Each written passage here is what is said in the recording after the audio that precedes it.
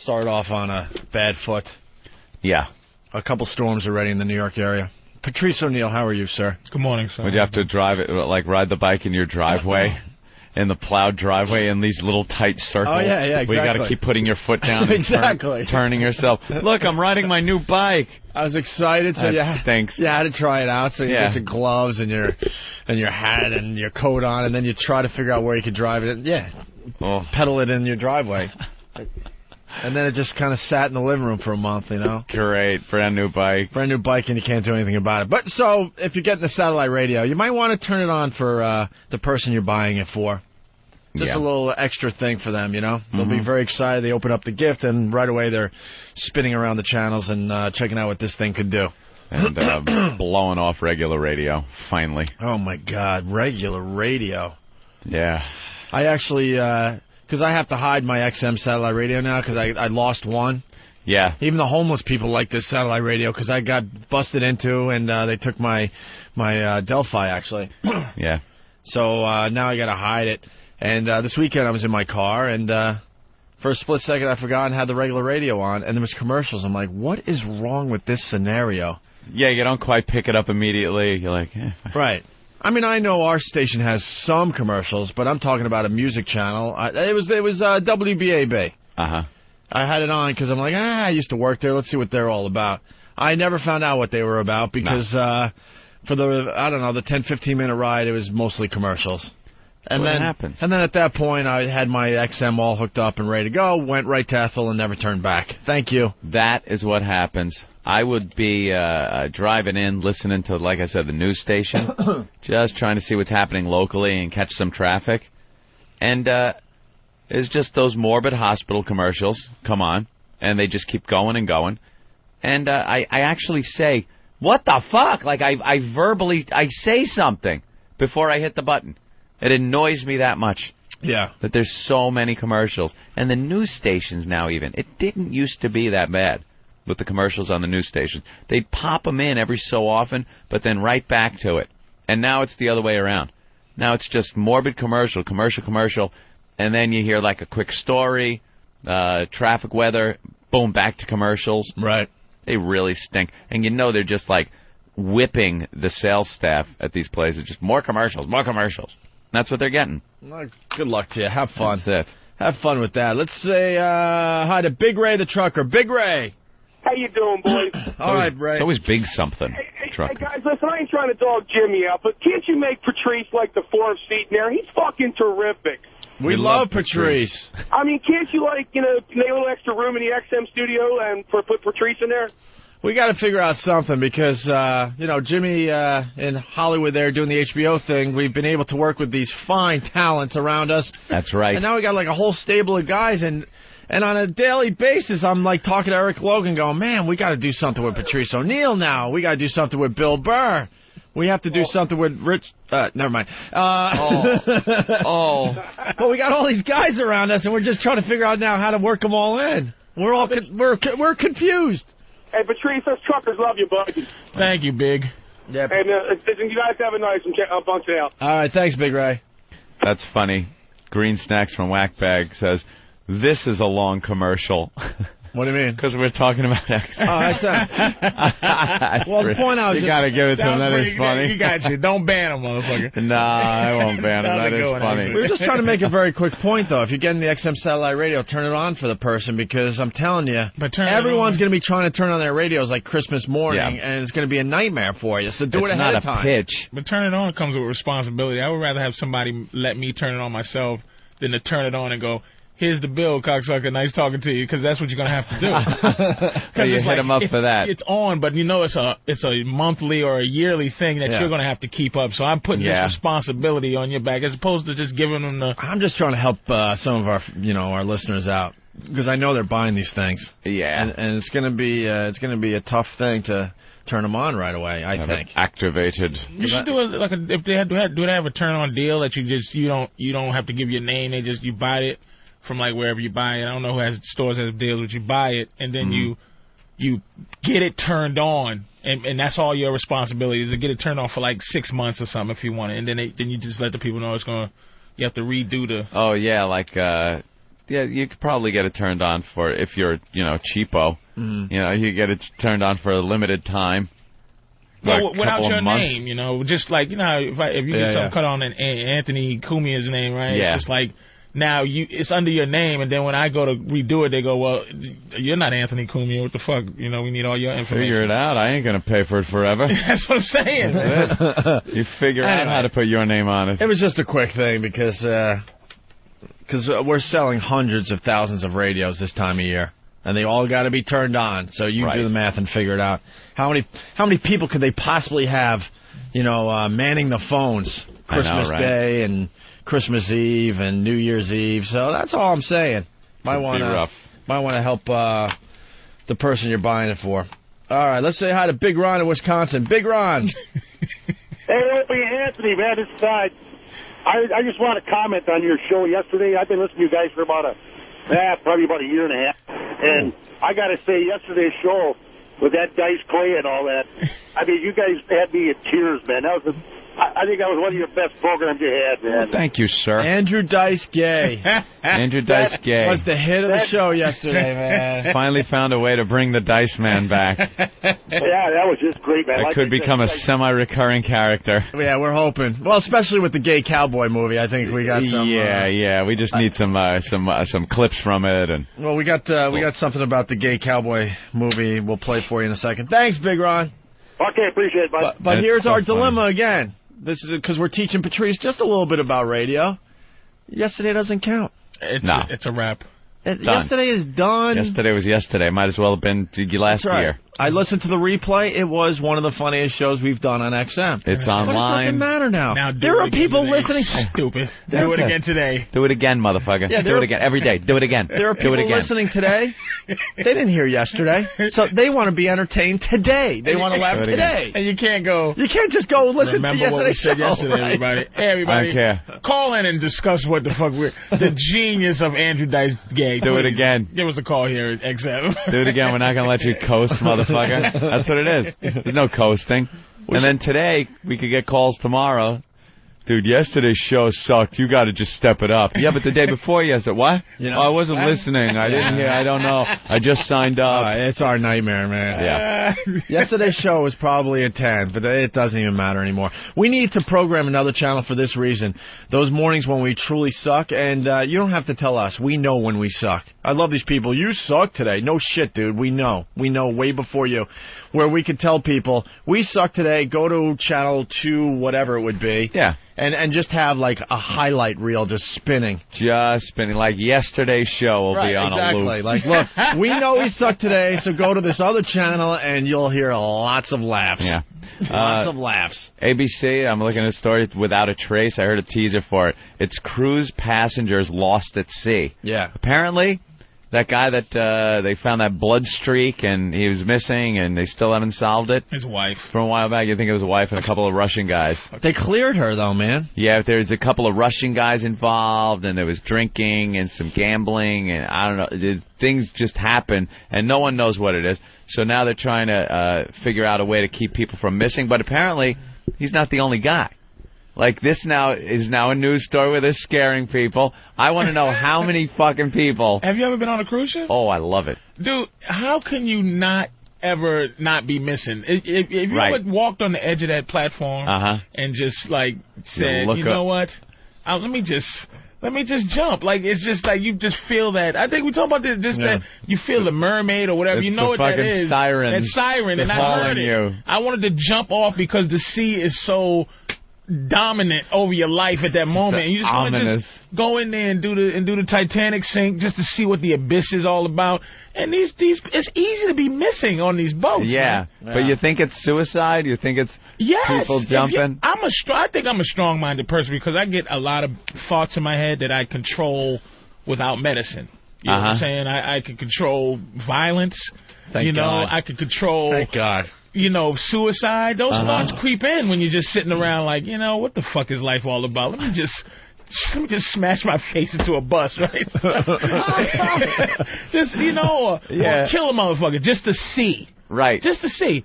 But I have a natural medicine, you know, that I can muster up in my whole. But when I was on the ship, I was standing on the edge. I was doing something, I think, for Comedy Central or something. I was just standing on the end of that boat, and the darkness and the water swishing, and I know what those sailors back in the 01, you know, the Christopher Columbus motherfuckers killed themselves. There's something calling you to jump in and kill yourself. Especially back then when there was no, tuxedo night at the that's why they at the had dining that room stuff to take and your stuff. mind off of killing yourself. Is that what all the good stuff, the casino, the shows, the stop at the port so you could go to the beach and see some land? Because if they just leave you out there long enough without any distractions, everyone's jumping overboard. Paranoia. I know there's some maritime documents somewhere. From some oldie time written with a quill, like on brown curled up paper somewhere. Like in the movie The Thing, when they find the Russian ship that all the Russians fought the monster, and there's the one last survivor who has a tape, and he's like, "Listen, don't they have things like that from when people used to do all those that there's something calling me into the water. Into the water. And it's true, man. I wanted to. It's the weirdest thing. And that's where these missing people on the cruise ships are. And we got to get the audio because I was just watching it. They just showed a montage of guys that are missing. A whole freaking montage, one after another. Yeah, we got it. I want to know how many. Oh, showing some Kong footage. That same guy that did Gollum in The Lord of the Rings, they put all the sensors on his face, and he's the guy, again, doing all the facial expressions. For Kong? For Kong. This is a new fucking industry in entertainment, in movies, that is amazing. Who saw this coming? You're a fucking face actor for CGI. It's genius. And this is, now he's the motherfucker for this. He's going to have to get an Oscar. Now it's going to be, best pretending to be a real motherfucker, a fake motherfucker. Goes to... Is he just the best at making expressions? If you watch... How do you get that role? Dude, I sat there and watched... Why can't we have that role? I think it was 650 hours of behind-the-scenes footage from Lord of the Rings. I watched every second of it. I love that shit. All the behind the scenes they got that Weta Studios down there in New Zealand, and I watched them making the costumes, like everything. And this motherfucker found a niche. He was just supposed to be a guy, they put him in some kind of leotard, and he would just be there to interact with the other actors. So when Gollum's there, they would be able to look at somebody, and he would deliver Gollum's lines. But he was Gollum, though. And he was. Every movement that you see Gollum make, this guy was making. It kind of morphed into that, though, because he was just supposed to be some schlep that's just a placeholder. Right. But he was so good with his movements and his facial expressions and his speech, because they finally ended up using him. They weren't even going to use his voice.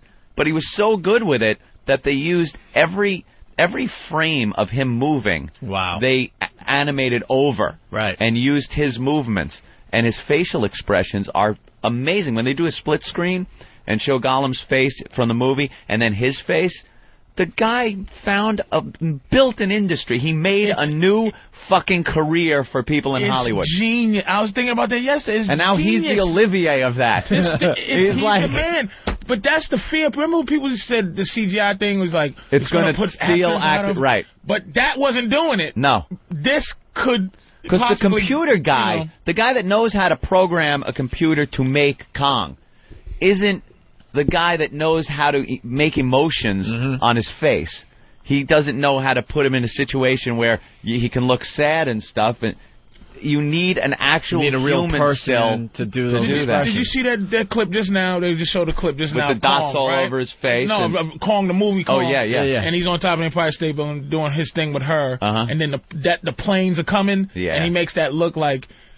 like cock blockers. Like he wasn't mad. He wasn't mad yet. It was a disparaged.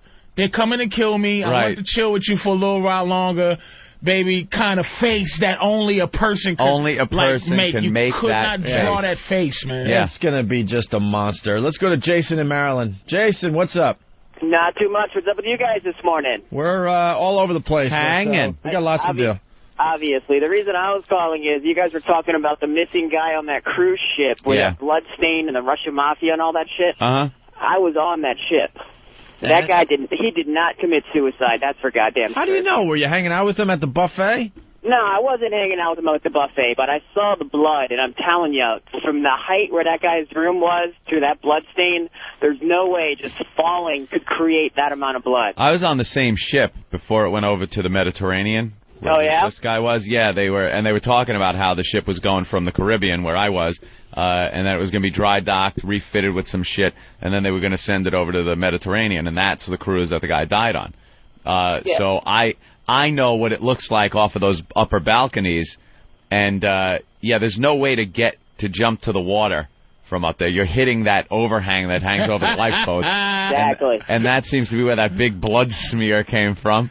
Yep. He might have jumped, but I think there's too many things that going on. Those Russian guys. And they were everywhere. That seems to be a little sketchy there.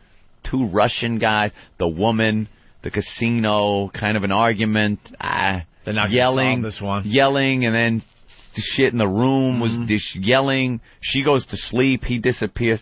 I don't know. You think he jumped, though, Patrice? I don't know. Nah. There's some foul play. Definitely some foul play. You gotta put something on those ships where you can detect when someone goes in the water. What the fuck? God. Get some night vision in the water. You're done if you fall in that ocean in the middle of that damn Atlantic or wherever you are. It's just, once you're in there, done. It's been a pleasure. There is such nothingness out there that I couldn't imagine if you don't die the second you hit that water. Could you imagine bobbing up and down and watching that huge ship just pull away from you? And the darkness and the utter quiet. Like, you'd hear that ship go away. And then you just... and it is so completely dark. And you don't even hear that, what's that buoy bell? That no. Ding, ding. And the distance, no, you don't. Take a couple of seagull, nothing. Because they have nowhere to land out there. Even with the motor going. Do you cry? Like, as you're floating there, do you just... I think the fear just kills you. Just to take a deep breath. I don't know. The fear just kills you. It depends on if you could try to commit suicide or if you fell off. You fell off, you are so fucked now. You're like, oh no. Man. And there's no help. And that horse shit you see on Love Boat where somebody falls off and there's a lifesaver flying. Yeah. Right. Julie, the cruise director, throws your fucking life preserver. Man overboard. There's no fucking man. If I jumped over when the sirens were calling me on that ship, it would have just been a plunk. That nobody except for somebody that was thinking about killing himself too. Yeah. Saw me jump. So look at that. Shit, somebody. I ain't doing this shit. Yeah. This motherfucker jumped off the boat. If you meant to kill yourself, you still got your crazy head on, so you're probably gonna just try to drown. Whatever. If you fell overboard, I think the first thing that goes through your head is, what time is it? Who knows? Like, in a split second. What time is it? Who knows I'm missing? How long is it going to take for people to think? As that thing is just going away, you're probably thinking, how long is it going to be before they realize I'm missing and turn this thing around? And they're not going to turn that cruise ship around for you. No. That is collateral damage. They'll just call the Coast Guard. Well, our fuel supply just lets us get into we got a tight schedule. And you got to find them in the ocean. Yeah. Yeah, right. And you got to get coordinates of where you might be. Done. And then when you floated, because they should hand out little GPS badges to everybody in that case. Now that's an idea. There's an idea. Little GPS. We got the audio of the story here. You know, once you board a cruise ship, you really are in the hands of the cruise ship company. But if something goes wrong, what happens? Who's responsible? Well, that is the subject of that special hearing on Capitol Hill this afternoon. Can't talk. And it comes just days after another cruise ship passenger has disappeared. When Royal Caribbean's Jewel of the Seas returned to Florida on Sunday, it had one less passenger than when it departed. A Canadian, 59-year-old Jill Begora, was last seen by her husband on Saturday morning as the ship approached the port of Nassau in the Bahamas. A search by a U.S. Coast Guard ship and the Bahamian Navy found no trace of her. Her family just wants to know what happened. It's just too much to comprehend, you know. I hope everything's all right, but you know how those things are sometimes. You hope everything's all right. Are you insane? You're hoping everything, like she's going to turn up. Oh, I was just taking a swim. Yeah. I like swimming. Then you just ask a question like, what's the percentage of when people are missing on these boats? What's the percentage that you find them that alive? actually come back? And 0.0001. They might have found one. Can you please find them? Some guy lost in the place where they keep like the vegetables, way in the hold, somewhere in the bilge. It's Tom Hanks. Yeah. I was looking for the pool deck, and I ended up down here where the fucking... Some ass that forgot to take his medicine ends up in a meat locker somewhere. Somewhere locked in a meat locker. They never find you. That chick, man, that was probably a bad marriage, and the guy figured out a way to get out of it. Oh, you think? 'Cause that's probably it. Either you're killing yourself or someone is killing you. There's got to be people that plan it out and go, look, we'll be on a cruise ship. Yeah, a little slight push, and I'm good. Drink. Maybe slip her a little Mickey, and then give her the heave-ho. They'll never find her to do toxicology. What goes through your mind to give your loved one, because there was a time you loved this person, what goes through your head as you're giving her the heave-ho? Not even the heave-ho. What goes through your mind when because you're already committed at the heave-ho. Right. What goes through your mind when you're like, honey, we're going on a cruise. Right. Like, and you hold the tickets up knowing I'm going to kill this fucking bitch. The ticket wave. Yeah, the ticket wave. You got both of them in your hand. You're waving them like a fan. Baby, we're going on a cruise. And you know it's going to end with a heave-ho. The heave-ho is somewhere in that itinerary. Do you talk We with got Nassau, right? All right, and then we're going to St. Martin, right? And then heave-ho, right? And between Miami and Nassau, I'm doing the heave-ho. Heave-ho. And do you make sure she wears a special outfit so you can hold on to the outfit better to give yourself some leverage? I think nude. I think you got to plan where your room is. You want your room at the back of the ship, right? Buy the bitch a rock coat from Jamaica. This the new rock coat, man. It's made of stone. It's made of stone. Zip the rock coat and throw overboard. Here, throw this rock coat on, man. You want to buy a beautiful rock coat? We'll braid her hair with some big stones. This is a big stone, man. Yo, get the... Did you get her the stone flip-flops too, man? Some fucking Jamaican knows the deal. Oh, here's the rock coat. Here's a song that's playing as you're heave-hoing. Right. People dancing on the upper deck. And you bump the bitch off right in the conga line. Come on, everybody. Come on, one more time around the promenade.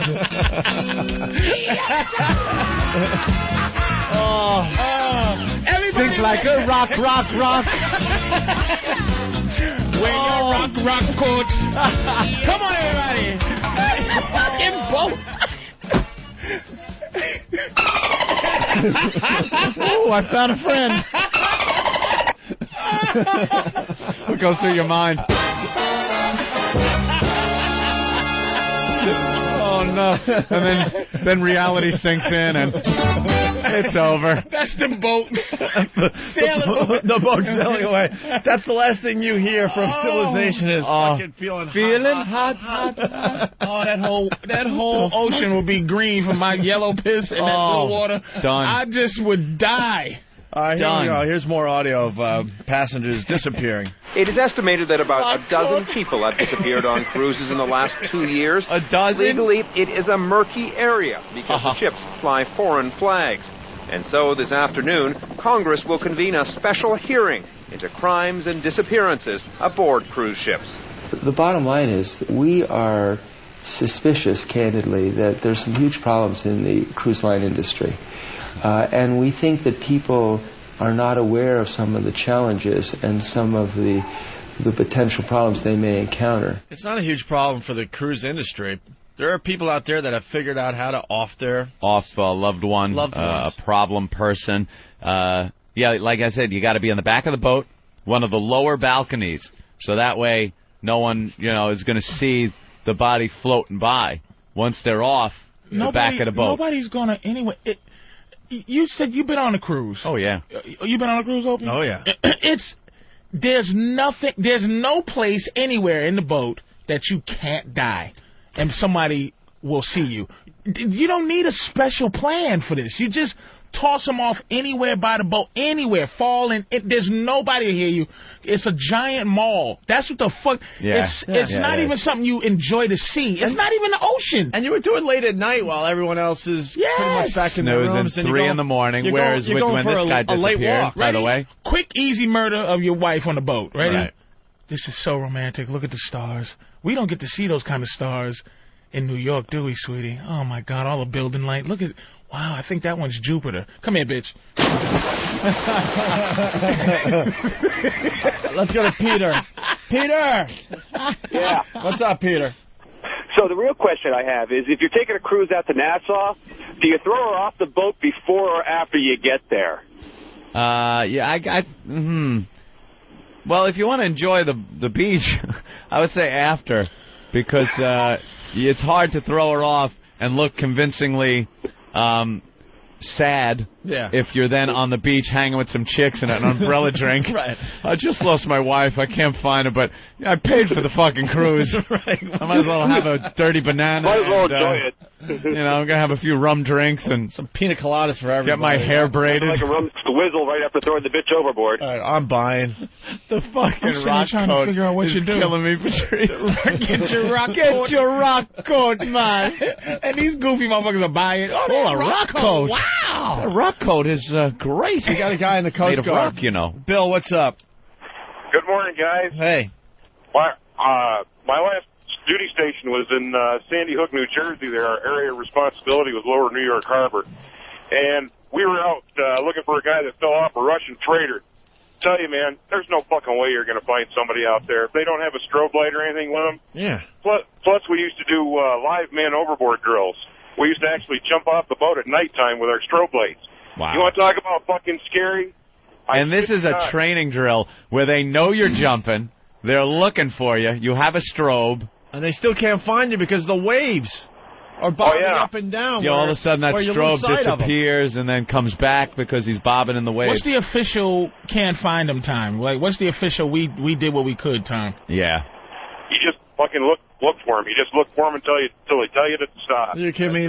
These Coast Guard guys, they just make one big circle and like look at their watches. I guess this guy's gone. And what's your call? Like, yo. Yeah. All right, wrap it up. You there? Hello. I bet they're a little more tactful. I bet it's like, Bravo, we're running a little low on fuel. We're going to be bringing it back.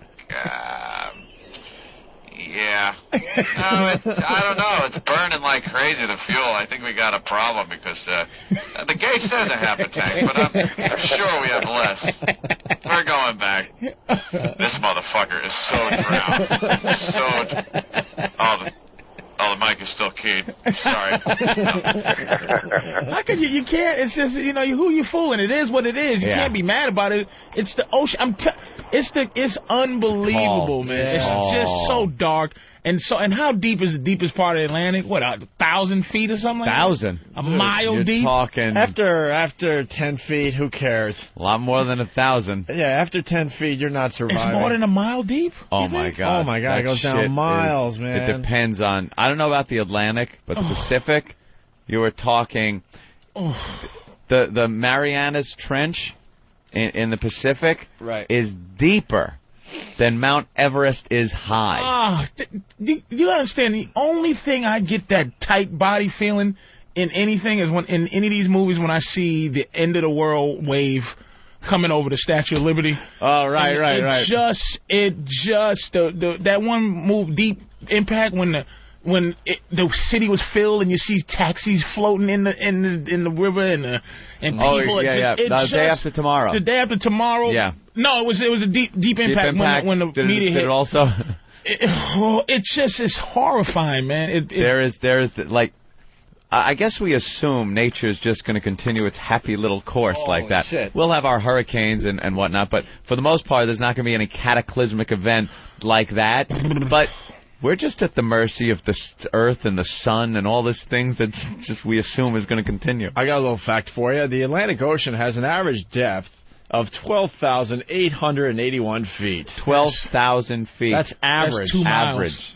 That's more than 2 Average. miles, right? At its deepest point in the Puerto Rico Trench, the bottom is 28,681 feet below the surface. That's creepy, man. That's 5 miles. Fucking mountain high. That's where those fish that have natural flashlights on top of their head. Fucking little lit up thing and those big eyes and You teeth. can't even call them fish at that point. You bring them They up. look like aliens. Those monsters. They're those so monsters. used to the depth that if you bring them up, they fucking explode. They blow up because they're so used to all that pressure on them. I just like the land. I don't need to go in outer space. And the land, good. I like the land. No outer space. I don't think you got to worry about that. I don't think anyone's ever gone, holy shit, I'm in outer space. Yeah. How the fuck did that happen? That's right. Just in case gravity stops. No one's ever. People lost in outer space. We'll tell you about it. Just in case God decides to end gravity. And you just float off. us all off. You know what? I'm tired of these. How horrifying would that be? All of a sudden you float. Nothing to grab onto and you're just like, fuck, now I'm above everything I could have grabbed. I'm fucked. And I think for the first mile, it's kind of fun. Like, hey, look, still breathe. Look, I can see Manhattan. Get a little cold. It's getting a little cold, but the view is kind of cool. You would just be thinking, when's it going to stop? Is it going to stop? I'm going to end up in space. Holy shit, this stinks. Let's go to Big Al. Big Al? How did Anthony know about the Marianas Trench? Because Anthony knows a little bit about everything, sir. I saw it on Discovery Channel. Forget Aristotle and fuck Socrates. Here comes Professor Anthony. Let's go to Ari in Chicago. Ari. Yeah, hey guys. What's up, man? I was going to compliment Patrice, but forget about it. What was I going to say? Oh yeah, they keep saying on these clips you're playing, the ships are sailing under international flags. Well, just the cool thing I read about that is that, first of all, you sail under the laws of the country. That's why you have those flags. But if you have no flag, or some kind of silly, like, pirate flag, then just be prepared to be attacked by the military of any country you sail by, because they assume you're a pirate. I mean, they'll attempt to contact you with, like, the speakerphone or something. There's been a couple of instances where pirates, like we were talking about the one off of the coast of Africa, they're not pirates. I don't think they're criminals. Pirates at R kind of guy, you know? Right. R. All right. Steal that name. Yeah. Fucking pirates. You're a criminal. You're trying to rob a fucking boat. Another fact for you guys. We're African pirates. Our the Atlantic Ocean, average depth, 12,881 feet. Yeah. Pacific Ocean, average depth, 15,215 feet. And the Mariana Trench is 36,200 feet. God bless white people for investigating all of that for us. They go down in those pressure suits that look like a fucking robot. Like you're completely covered in I don't think this they do suit. those anymore. They do not the old like Iron Sea Hunt suits. These things are modern. They look like it looks like a modern robot with these big ball joints on all the where you got to bend. And they send people down, and have sent people down to the floor of that motherfucker. That far down. Imagine being down there. Who are these? Who does that? And it sounds like against stereotype, but these are adventurous white people, man. Yeah. It's just thank you. Whitey loves that. There's the suit. Thank you so much. Look at that. Look at that. Look at that. Who invented that thing? Who goes into that? And who gets in it and goes down to the bottom and walks around down there? And then some fucking thing that lives down there that you've never seen. Yeah. You know there's monsters that we thought were extinct that doesn't come. Yeah. They don't come up. Yeah. You know what I'm saying? It's like, why do that? Yeah, what is down there? Let's say hi to Doug in Jersey. Doug? Spirit of adventure, people. Hey, guys. They just love seeing you see shit. that movie, Open Water, about the scuba divers getting left by the boat? I haven't never seen that movie. I don't want to see that. I saw that. That seems a little too disturbing. I saw it. It could have been a much better movie. Yeah? Yeah. I thought it was good, though. It was all right. What do you want to say about it there, Doug? No, that was just creepy as hell. I've never been scuba diving, but that scared the fuck out of me. All of a sudden they pop up after doing their cute little dive, and the boat's just gone. I heard they was giggling at first, like they'll be back. Yeah, and they're a few miles away, and then slowly but surely they just realize, holy shit, we're fucked. Just eating the candy they had left in their pockets. Yeah, and then the sharks just came a-cruising as the sun was going down. It was I just thought it could have been filmed much better. That's all. The concept was great, though. Yeah, just the idea. I think it's just the idea the idea of just getting. It seemed like it was a very cheap film. Like when you go to Blockbuster and you see Open Water, it looks like it's a big-time Hollywood production, and it really isn't. It was filmed very cheap. It looks like. All right, Doug. Thanks for the help. All right, punching out. Jesus. Here's a little trivia for you. Yeah. That I found interesting because we're talking about how deep the ocean is. Oh God, don't freak and me how out. this will freak you out. How insignificant you are. How deep the ocean is. You got a portion of the ocean 38,000 feet deep. How high is Everest? I mean, ridiculous. 28,000 something. Yeah, 29,000. Yeah, it's up where airliners cruise. You know, up I there. think it's just shy of 30. Right? If you took the Earth, that's right. If you took the Earth, 29,000 feet. Eric is really fast on the computer and today. Shrunk the Earth down to the size of a cue ball, Mm-hmm. it would be smoother than the cue ball. Even though there's these heights and depths all over the Earth, Mm-hmm. these nooks and crannies, if you shrunk it down, it'd still be smoother than a cue ball. What would? The Earth. That's how fucking big the planet is, that it could have such differences in heights and depths, yet shrunk down, those heights and depths amount to shit compared to the size of the Earth as a whole. So imagine what one little speck of humanity is on that. Nothing. You're nothing. I don't understand that. You don't understand it? No, I'm trying. I got it. I'm trying to. No, I get it. I don't. I'm trying. You take the Earth. Okay. Shrink it down to the size of a cue ball. Right. And hold it in your hand. Mm-hmm. It's smoother than a cue ball. Those even with valleys, all okay, with everything, it's still, you wouldn't feel one bump on it. Okay, I see. Even with all the things, because it's so fucking big. All right, listen, we're going to take our first break. Scary when you think about it. I don't like thinking. Imagine like smoking that. pot and talking about this. Yeah. You'd freak out, man. You ever see Survivor Man? You ever see Survivor Man on one of those channels, A&E? The guy goes, he takes his own camera. Oh, that one. And he just goes anywhere where you're supposed to die if you're stuck there. He's alone. And he's alone. He brings his own camera. There's no camera crew with him. His producer, he says, come get me in 8 days or something if I haven't met you here on the highway or something. And they leave him out in the middle of nowhere. And he just and survived. He's gotta live. Lighting fires, eating what he's supposed to eat, snails, and he's really at that point of death, and he's not even. What a great concept for a show. Puts the camera on a stick so it could be away from him, so you could get like kind of a further view. Sets up a tripod. Yeah. He like directs him. He's a director. Right. For the whole thing. Pretty cool. Good concept. All right, listen, we got to take a break. When we get back, Steve is shivering. We're going to get to the bottom of that. He's wearing a robe. He's wearing a robe and he's shivering. Yeah. Make your own joke, people. But I don't know what the hell he's doing. We might have to have an intervention or something. I thought he was just nervous, but I told him the hunt in Jersey is off. It's done. It's over. Done. They're not shooting at you anymore. Go home. So he's shivering. We have a great story that's on the cover of the New York Post we'll get into next. Bad Santa. Hilarious. Makes me laugh really hard this morning. We'll get into that. Yeah. And some other things. We got news teases. And, big news. We have a secret. What was that? That was right on cue. We have a secret. Where did that come Some from? kind of electronic sound. Is that your phone? Is your phone ringing? It was on cue. Gotta give him that. We have a secret that we want to share with our listeners. I was touched too, Opie. Someone has a big surprise for their listeners, and we know about it. Oh, so we're gonna pass it on to our listeners before he could break the news. Yes. So stay tuned for a secret. Yeah, this big surprise. That's going to drive some people nuts today. All right, Patrice will answer his phone, and we'll continue in just a bit. The Opie and Anthony program on XM Satellite Radio. Oh, we have a secret. Oh, we have a secret. Call all your friends and tell them to listen to the Opie and Anthony program today because we have a secret. A secret. And it's one of those secrets that people like keeping. That's right. And they get mad when other people blow it because a lot of work and effort and time went into the secret. Calling all pests. We have a secret. Alert the media after we tell you the secret. Pests pests. Alert, alert.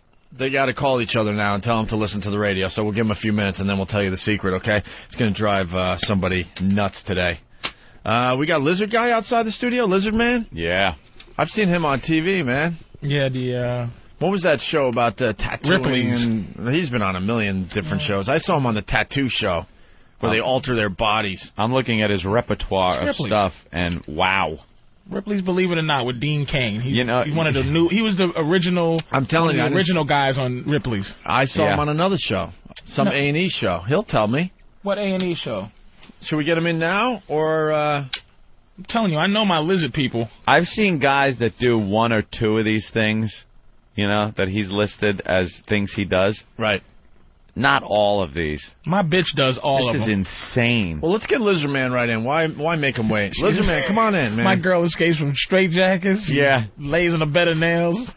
She puts concrete on her groin. That's why I love her. Lizard Man. What's up, man? Yeah, that's right. Ripley's, right? Yes, definitely. What else? But also another show. What was the other show about? What you were on with the lion guy and all that?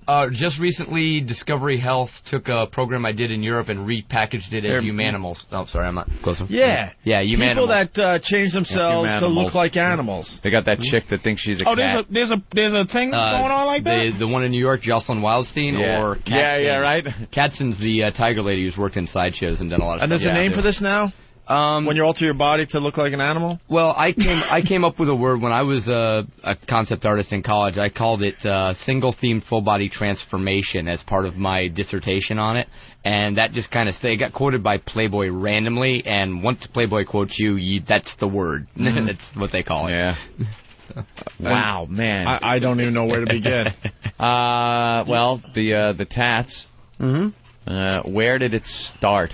It started on my back, actually. It was my back was a test piece because I designed... Did you have the idea to do your whole body and started with the back, or just one of those things where... I designed my entire body out, said this is going to be my art project, this thing that I'm going to do. I started when I was 18. By the time I was 21, I had it designed. I thought it out and decided, I'm going to do it. Did you just feel like you were an ugly guy or something and said, I'm going to just alter my body? I figured I was sexy, but I could be even sexier. Wow, you got balls. Because that's kind of one of those things that you do that really needs a lot of thought beforehand, because you're sacrificing, I don't know, assimilating. To me, it's a commitment as an artist. I looked at his art when I came into it as a student. I always said, you can paint a painting, walk away from it. Make a sculpture, somebody buys it, takes it away. You can always move away from your art. But if you live your art, if you do if you work with your body as a medium, you show that you have a commitment to your ideas and the messages and the things that you're doing. But you could also discover that you're just a bad artist. Well, yeah, I mean, if you're stuck with a bad painting on your body. If you suck, it worked out. It worked out for you, but I'm sure there's other people that it was an experiment that went horribly wrong. I mean, like, oh damn, I had no talent whatsoever. Well, just like you guys getting on the radio, any sort of performer, any sort of entertainer, any kind of artist, you have to be. I think you have to take that plunge, and if you suck, then afterwards you gotta suck it up and say, oh, it's too bad I sucked, but at least I had the guts to give it a shot. Right. You gotta go for it. Well, he's Lizard Man, and he looks like a lizard. He's got green tattoos all over his over his body, like in the form of kind of like a scale, like scales, snake scales. Well, let's get the obvious questions you're asked 1,000 times out of the way. Where was the most painful part? 1001. It's the nose. The nose? Right down here to the tip of the nose. Doesn't take very long compared to like ribs or other areas, but the intensity of that 2.5, 3 minutes was incredible for the tattooing. Really? Easily the most painful tattooing. Green penis? No, not a green penis right now. I've been playing around with different jewelry configurations, and I just never got around to tattooing around them. What, Prince Albert? I actually had an alpadravia, which is vertical all the way through the head. I got a nasty scar from it now. I used to take it out and hammer nails through it. Wait, what is that? I don't know. I heard your head split? No, not split, but a barbell that went in the bottom and came out the top. I've since taken it out due to some scarring.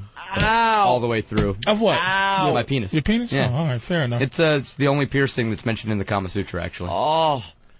Take a leak. It looks like a spit take. Nah, it's actually, just like a river going around a big tree. Really? Yeah, that's right. Is that how that works? That's your girl out there? No, that's one of the people from the Jaeger crew that's traveling with us on tour. Oh, My girl's back in Texas. Is she just like a regular? She's probably just Did she regular. fall in love with you before this or after this? The first time she saw me, I was opening up for Godsmack in '99. She saw me come out on stage in nothing but a Speedo with my hair on fire and swallow a sword, and I guess that did it for her. She said, I got to meet this guy. I had her backstage that night. We had a long-distance relationship. We've been married 2 years now. She's just like a regular square? Not really. She's got all of her tattoos are urban legends. Like, she's got kidney scars, like her kidneys were stolen, kudzu vines choking her. But she works as an office manager, so yeah, when she dresses up, nobody knows. She's showing off. She's like, my man is the lizard man, bitch. See, you went with all the... you jealous hoes. You can't put on a suit and a tie and look like you don't have tats or anything. I can't look like I don't have tats, but I can look like I got a better suit than most people, and I'm having more fun, definitely. And what's up with the eyes, the eyebrows? These are Teflon implants. I've got 5 pieces over each eye to make these horned ridges right here. Yeah, what are they? Little balls? Like they're carved out. They look like the tips of bullets. They're carved out to be horn-like. Go into the skin like that. And they're just sticking straight out. Well, not straight out. And who does that? Like these were done by Steve Hayworth, who pretty much pioneered it. He's a former biomedical device engineer who really got into body art. And great guy. He's actually, if you look at like plastic surgery, one of the things he's done is the tools for eye reconstruction for people who have horrible eye injuries. He invented and designed those tools for surgeons years ago. That's right, Robin. But his own interest was to do things like putting horns on people. And what about the eyelids? Is that just makeup? No, this is all tattooed. That's all. Your eyelids are tattooed Yep. green? I don't do makeup. One of my hallmarks is I will not do anything that is not permanent and not real. How the hell did they tattoo your eyelids? Close your eye, pull the skin down, and work very carefully. God damn. Because it's right in the corners of your eyes. Oh, yeah, I told her, the woman that did it for me, I was like, get in there, I want everything. Make it green. Well, I saw the show on TV where, whatever it was called, where you guys turn into animals, whatever. Yeah. And you seem like one of the normal ones, man. That was one of the things they really There was a guy that was like, looks like a cat or something, or a lion, or... His real name's Dennis. What was he trying to do, a cat? Yeah, he's a Huron Indian, and he believes it's his totem animal. And so he wants to make that transformation, but he's got whiskers that are implanted and all that crap. I've seen that. He lives his life like I don't know. He really tries to. He really does try to live like a cat. I've hung out with him in San Diego. We actually had the same agent. So. He seemed a little creepy on that show. Yeah. They, some of the guys that are doing it do have sort of a weird background or do have some family history. I mean, my thing is I always approached it as an artist and an entertainer. I'm here to, do my art, but at the same time entertain people and do it. So, right now I'm doing kind of sideshow and stunt comedy and things like that. But some of the other guys that do it, they're very much personal and spiritual. I just don't have any of that kind of baggage on me. What made you choose the lizard? It was a combination of different things. Mainly it was aesthetic. I like the way reptiles look, and I thought it would be a good way. And, design-wise, I was looking at my body. I'm like, what's going to cover this as a pattern? And I thought about polka dots. I thought about doing a full-body maze at one time. But the one that stuck with me that I really kind of liked every time I looked at the drawings and everything, I was like, I like the reptile thing, and it brought everything else together, like the split tongue and the sharpened teeth. Well, we forgot about the teeth. Yeah. They're all filed and down the tongue. Into points, and the tongue is split. Split tongue. Holy shit! Wow, you could move each part of the split separately. I can lick both sides at once. It's split how much? About an inch? Probably about an inch and a half. It depends on, the way you hold your tongue makes it extend more or less. But I'd say about an inch is probably fair. And then he's got his earlobe stretched out, too. Damn. They're definitely an inch. Man. Yeah, those are huge. And your talents, also along with, the tats, you do things. I was looking at the blockhead thing. Single most complete sideshow performer in history. Yeah. Yep. Not only nails, right? Any hack can do it with just the nail. That's where people start out. You start off with small nails, work bigger and bigger. But scissors, screwdrivers. I open and close the scissors inside my head too. I can actually tweak them in and out. They're up there in the case. We'll get them in there. Cutlery. Yep. A running power drill. Running power drill. This is, I've been so looking forward to coming here because everywhere else I go with the running power drill, and I never get to say it. But yeah, when you come see a Lizard Man show, you get to see a tattooed freak skull fuck himself for your pleasure. God damn. Unbelievable. Do you make a good living doing this? I'm doing all right. I spend about 9-10 months out of the year on tour. I do, obviously, the Jägermeister music tours. I've been their official host since 2003. Right. When I'm not with them, I'm doing tattoo conventions, corporate events, and then on my own I hit the smaller rock clubs, and I've got a couple of Brave comedy clubs that have brought me in now and then. You got a video out? Actually, I won't do video of the show because it's meant to be a live experience. I do have sketch videos and stuff that are downloadable on different parts of the internet. What is smashing fingers with soup cans? You just take a metal soup can, and usually I get a lovely volunteer from the audience to hold my arm down, and I smash it onto my finger until I've either dented the can or broken my finger. So far, the can's lost every time because I still got my fingers. So are you the like, in comparing, like, if you use the comedy world, are you like the Richard Pryor of this shit, or are you the fucking He's not a hack, Gallagher of this shit? Like, is there another guy going, that lizard man ain't shit? Actually, there's probably a lot of guys that, well, I say a lot of guys, there's maybe only a dozen people in the world that really do what I do, and we're fairly competitive, but the guys here in New York, Coney Island, are really good friends of mine. They're more traditionalists, and a lot of people don't approach it the way I do. I try to approach it from more of a stand-up point of view, that I use personal stories and stuff to illustrate how I do the stunts, whereas the traditional thing is there's a pitch and everybody uses the same old jokes, like you're pounding the nail, like, this is a good way to get iron into your system. I don't do that. I talk about people picking their noses and peeing in the shower. I talk about my experiences with bad roommates and people doing ugly stuff. I guess one of the guys is like the Enigma would be another one of the he's guys probably that has the closest. name. You know? He's more, he does his stuff all set to music now. Did you get pissed off when he was in the X-Files? No, actually, I was. Sounds like a pretty good gig. I figure anytime you get somebody out there that's doing, freak art, sideshow stuff like that, I take the view it's good for everybody. Yeah. The more we get out there and the more we do stuff, the more you can get people out to a club to see you, everybody's going to benefit. Let's be cool. There's too few of us. Like I say, there's literally less than a dozen of us who make our full-time living doing this. Right. There's no room to be an asshole at this point. Wow. Let's say hi to Josh in Iowa. Josh? Get this dude some Blue Powerade beer and a hose. He'll show you what lizard juice is all about. He's seen the show. Oh, yeah? What's lizard juice about? Lizard juice is a concoction I used to offer my fans at the end of the show. It was the final stunt. We'd run 6 feet of clear tubing up my nose. I'd swallow it down into my stomach. It's attached to a pump. We pour all these different things in, bong water, mustard, chocolate syrup. Gets pumped into my stomach. I can mix it around. It's regurgitated by being pulled up out of me in the tube. Pull that tube out, put it in a cup, pour me about a pint glass. We give shots out to anybody in the audience who wants to come out stage, have a big toast to end the show, and chug it down. You would actually get people to drink this shit that would be in your stomach. One of the reasons we stopped doing it is because people would rush the stage. They wanted to get that shot of my stomach contents. Why? Hey, it's a weird thing. You get up on stage, people want to be there with you, Holy shit. Isn't that amazing? Well, can we do some stuff today? Definitely. I got my case just sitting out there. Let me run out and grab the props. Case. Yep. Yes, and you're on tour with Disturbed and Corrosion of Conformity? Yep. Disturbed and Corrosion of Conformity through this leg, and then Disturbed will come back for the second leg till February 23rd, starting in January. Right. Where are you guys performing tonight? We are at Nokia tonight. That's right. Okay. I think a bunch of us are going to see Disturbed and Corrosion of Conformity. Wow. It's a fantastic show. A lot of times on the tours, you'll take a break, like when the bands, because I'm just out there putting the bands on the stage. I'll do my 15 minutes, get them out there, and then run to the bus. These guys, I've been hanging out in the venue every night. There we go. The metal case. All the Patrice toys. has one of those cases. Here, while I get this out. Only full of glass. You guys might actually dildos. enjoy that. Probably fits in well with your Whip It Out Wednesday. I have a program of my own that said if you can't beat them, manipulate them. Right. So that's my pitch to get Christians to show me their tits. Show your tits for Jesus. That's right. Ooh. In the beginning, Adam and Eve were naked and knew no shame. Only through original sin, eating the fruit of the tree of knowledge, did they come to see that they were naked and become ashamed of their naked bodies. It was in their shame hiding from God because of their nakedness that they were discovered and cast from the Garden of Eden. He just pulled out a Phillips head screwdriver. All right. A pair of scissors that, your normal hair-cutting scissors. Yep. And a fork. Well, we're going to tape this for the internet so people could at least take a look at what the hell Lizard Man's all about here. A hook. I am petrified. Power drill. Right now. There's the drill.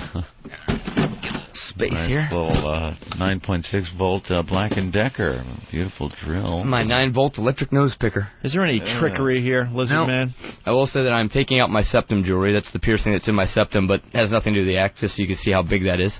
You can do that. Ah! All right. So. Holy shit.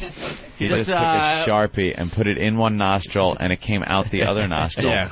Sideways, like a bone through the nose type piercing. Let's see, where to start. Nothing. The fork is small. That's through. What we're going to do now is in.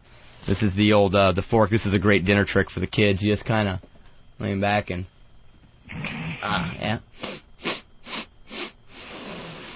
You just put a fork in his head. There you go. He's put fork is in his mouth. A fork completely almost to the... This is kind of like the starter part. kit. Yeah, after the nails, when people learn the blockhead, this is what they do. And you just gonna take that out. How far did that just go in? About that far. Yeah, what right would you say, like 3 inches? It's 4 inches? A little more than 4. It's probably about 5. 5 inches straight into the It's the entire handle of a fork. Where's it going? Yeah, that's what I want to ask you. There's a space in there? There's a lower sinus passage that goes straight back. That's the one that connects with the inside of the back of your throat. Yeah. Like, when you get a cold, everybody feels that drip in the back of their throat. Right. I'm going straight back above the soft palate, back in the head. I can actually feel it, like, underneath my eyes. I sometimes do this act with a live snake and have the snake crawl out my mouth. And I can feel it crawling around in that passage underneath my eyes. That's the one. That's the hole where you go... It went down the wrong way. Yeah. He sticks things down the wrong way. It went down the wrong pipe. To give you a better idea of where the passage is, the hook will show it better because you'll be able to, looking at it visually, kind of feel it in that same way. Okay. I don't want to, though. The worst fishing accident in history. So he's got a huge hook. And he has snot running down his nose, so this is serious business. And he's sliding it into his nostril. Now he's turning it around. And now it's out his mouth. There you go. Holy crap! That's what I'm talking about. What do you think, Patrice? That's what I'm talking about. Obviously, these are some visuals, but Steve's got the camera rolling. That is a huge hook. Yeah. How come watching it, you get that feeling in your taint? The heebie-jeebies? What is that about the human, system where you see something like that and you get, this tingle in your taint? It's that visceral response. It's that you can't look at another human being, even if they're tattooed green with horns on their face, and not think, oh, what if that was happening to me? Oh, snotty-faced lizard man sticking things in his soft whole palate. Yeah, you got a tissue? Pain. Get this man some tissue. All right, here's the... nothing wrong with a booger. Scissors. Everybody picks their nose, right? The only bad thing about picking your nose is, of course, every now and then you get that nose hair and it plucks out with it and it hurts like hell. Yeah. Now, you just trim them a little bit. Just get that in there. All right. You're putting a scissor. Once you get in there deep, you just got to kind of... Oh, don't open and close the scissors. It's open and closing. You are a maniac. As it is, it's way in his nostril. When you pull it out. Like 4 inches in minimum. He's probably a millimeter from something dangerous. Yeah, how close are you to snipping? Yeah, I've probably had better ideas in my time. He's gonna snip his fucking spine one day and just collapse in somebody's studio. Watch this clip. Oh shit! That just turns into a puddle in front of your eyes. As drunk as I get on stage, I think they got a wheelchair waiting anyway. So we didn't realize the Ungunga vein was right in the nostril casing, fucking opening and closing. And he also, by the way, wow. Another thing that's giving me the heebie-jeebies is how he licks clean everything he pulls out of his nose. I'm a very sanitary lizard. I see. Now there is a drill bit going into... Just want to give you a little bit of sound. This is nice. So. All right, he's got a power drill. All right. Going in the nose again.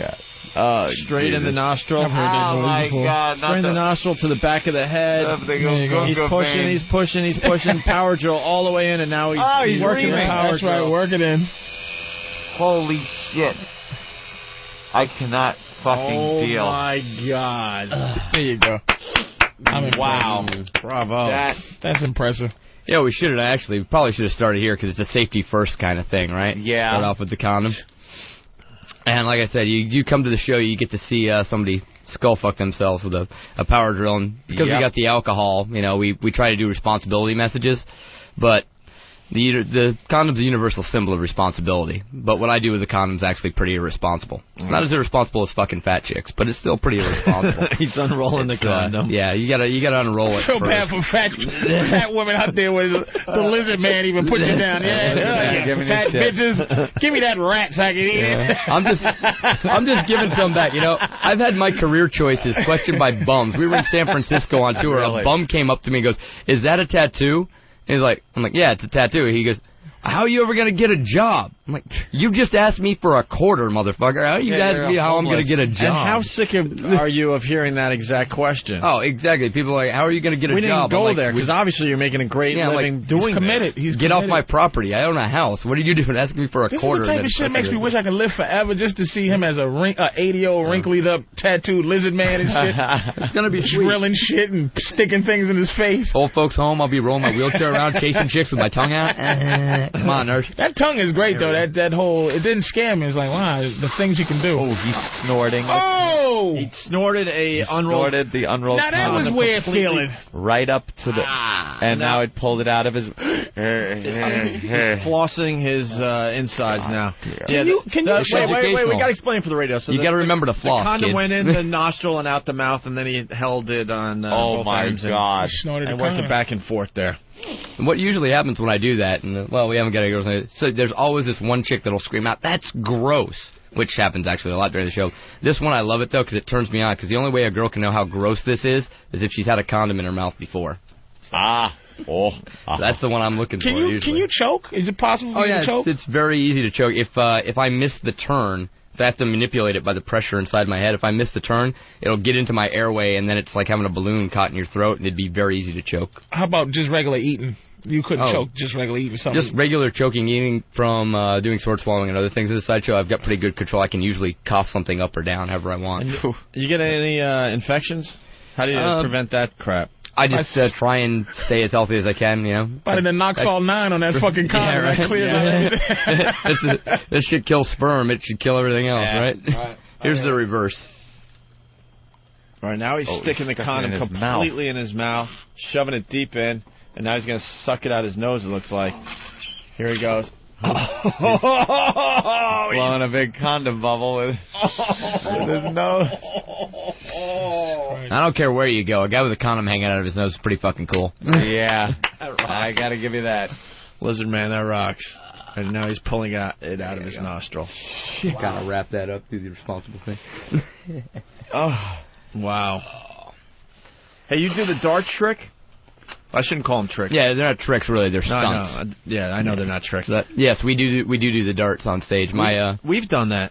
Really? We had a guy come in. He wanted to plug his business, so we said, all right, let us throw darts at your back, and every dart that's, we hit you in the back with, you could plug your business. Yeah, we tape some newspaper over his spine. That's fair trade, I believe. That's fair trade. So we wouldn't paralyze him, and then we threw him. I hit him in the shoulder blade with one. I swear, clunk where it hit his bone.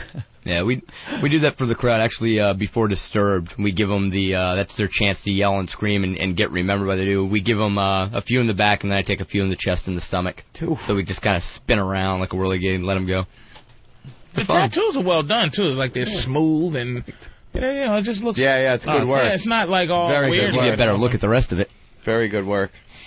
He's taking off his hoodie. Jaeger hoodie. Holy crap! Wow, that is pretty cool. With the takes word, on almost an freak Egyptian across his thing. chest. Actually, when you turn around, you see on my back, there's different parts of my back are scarred up in the black. They're actually not mistakes in the tattoos. They're the scars from darts and from hanging by hooks. Oh, you do the hook on your back and like every lizard, he's a little chubby, a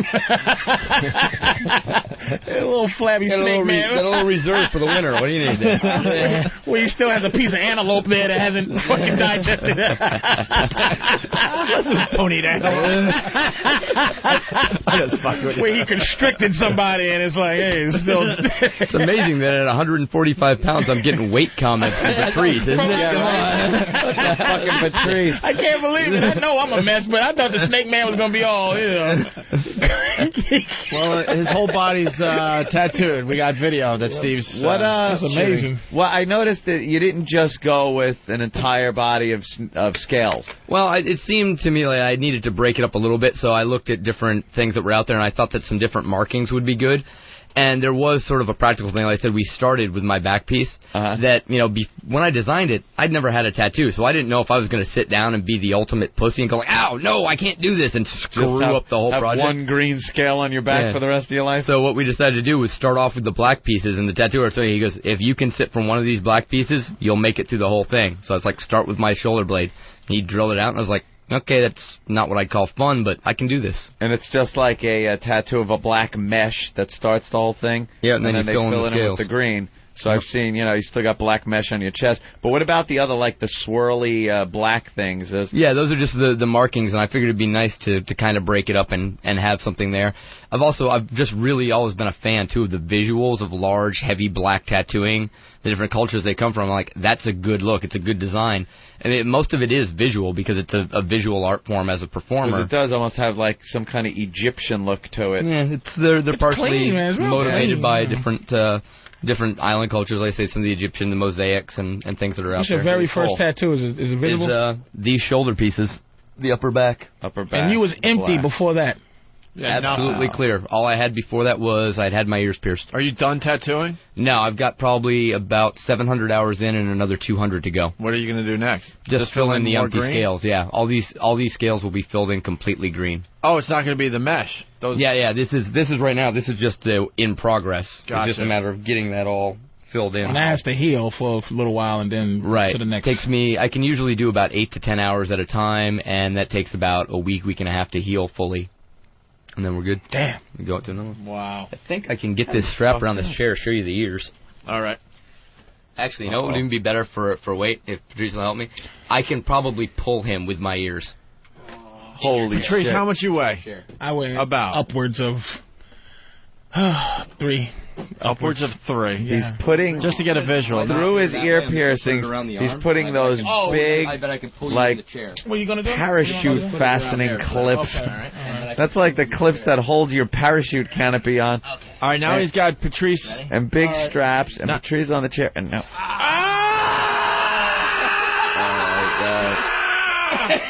He just pulled Patrice with his earlobe piercing. Across the studio. Oh, my dear sweet Lord. I tell you, I don't believe him. I think he's playing up the fat man angle. He ain't a pound over 280. At a pound over 280. He has the strength of 1,000 snakes. That's pretty impressive. He's fucking... God You know, with damn. great power comes great responsibility. You know that.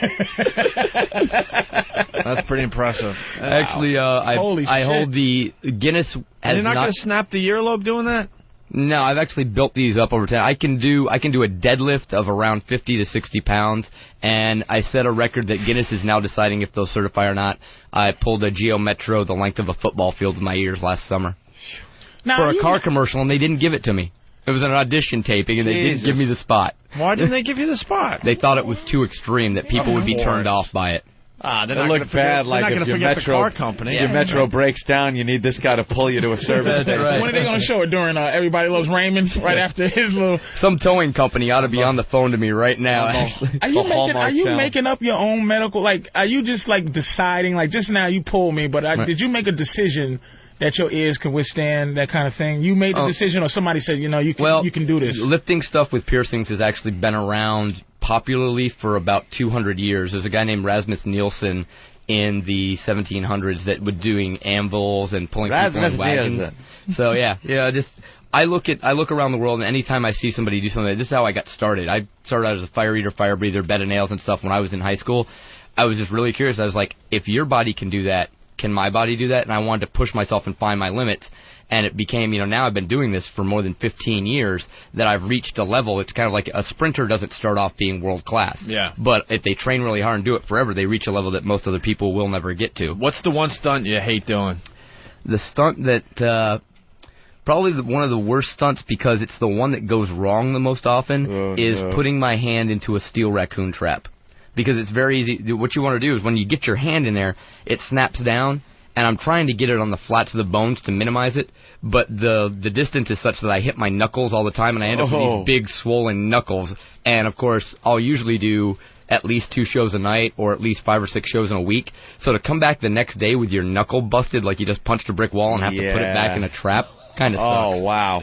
And hanging from the meat hooks, that's no big deal? Hanging from the hooks I actually enjoy. I do that for fun, basically. That's something that is no trick at all. They are actual hooks. Actual hooks that go in your back. The only picture I have with me right now is on my phone. If you guys want to Look at that. Pass it around. Yeah, those are 2 9-gauge hooks. I hung 150 feet off a crane over the Gulf of Mexico with a bunch of my buddies. And the skin's not going to split. What it is you need a thick enough gauge of a hook. Yeah. And the tensile strength of skin is much more than people think. You are bleeding like a motherfucker. Yeah, that's after coming down, the tension's taken off, so it allows the blood to flow out. Doing suspension is, like I say, it's fun for us, and if you do it correctly, you got to learn where to pierce, what equipment to use. The group that I work with, TSD, is the oldest, longest-running group of suspenders. What does that stand for? Traumatic Stress Discipline. Wow. And we're the team that did Ripley's as well, did the crane mobile for them, and assisted on the helicopter flight for Joey Strange, and basically modern suspension, especially in the West, comes through the group. You working on any new tricks?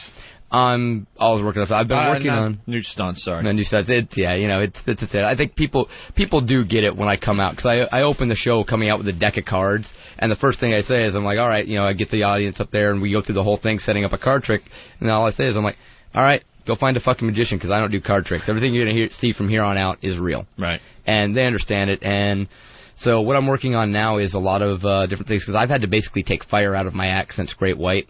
So I'm replacing those what elements. A bummer. Yeah. Great White ruined everything. Yeah.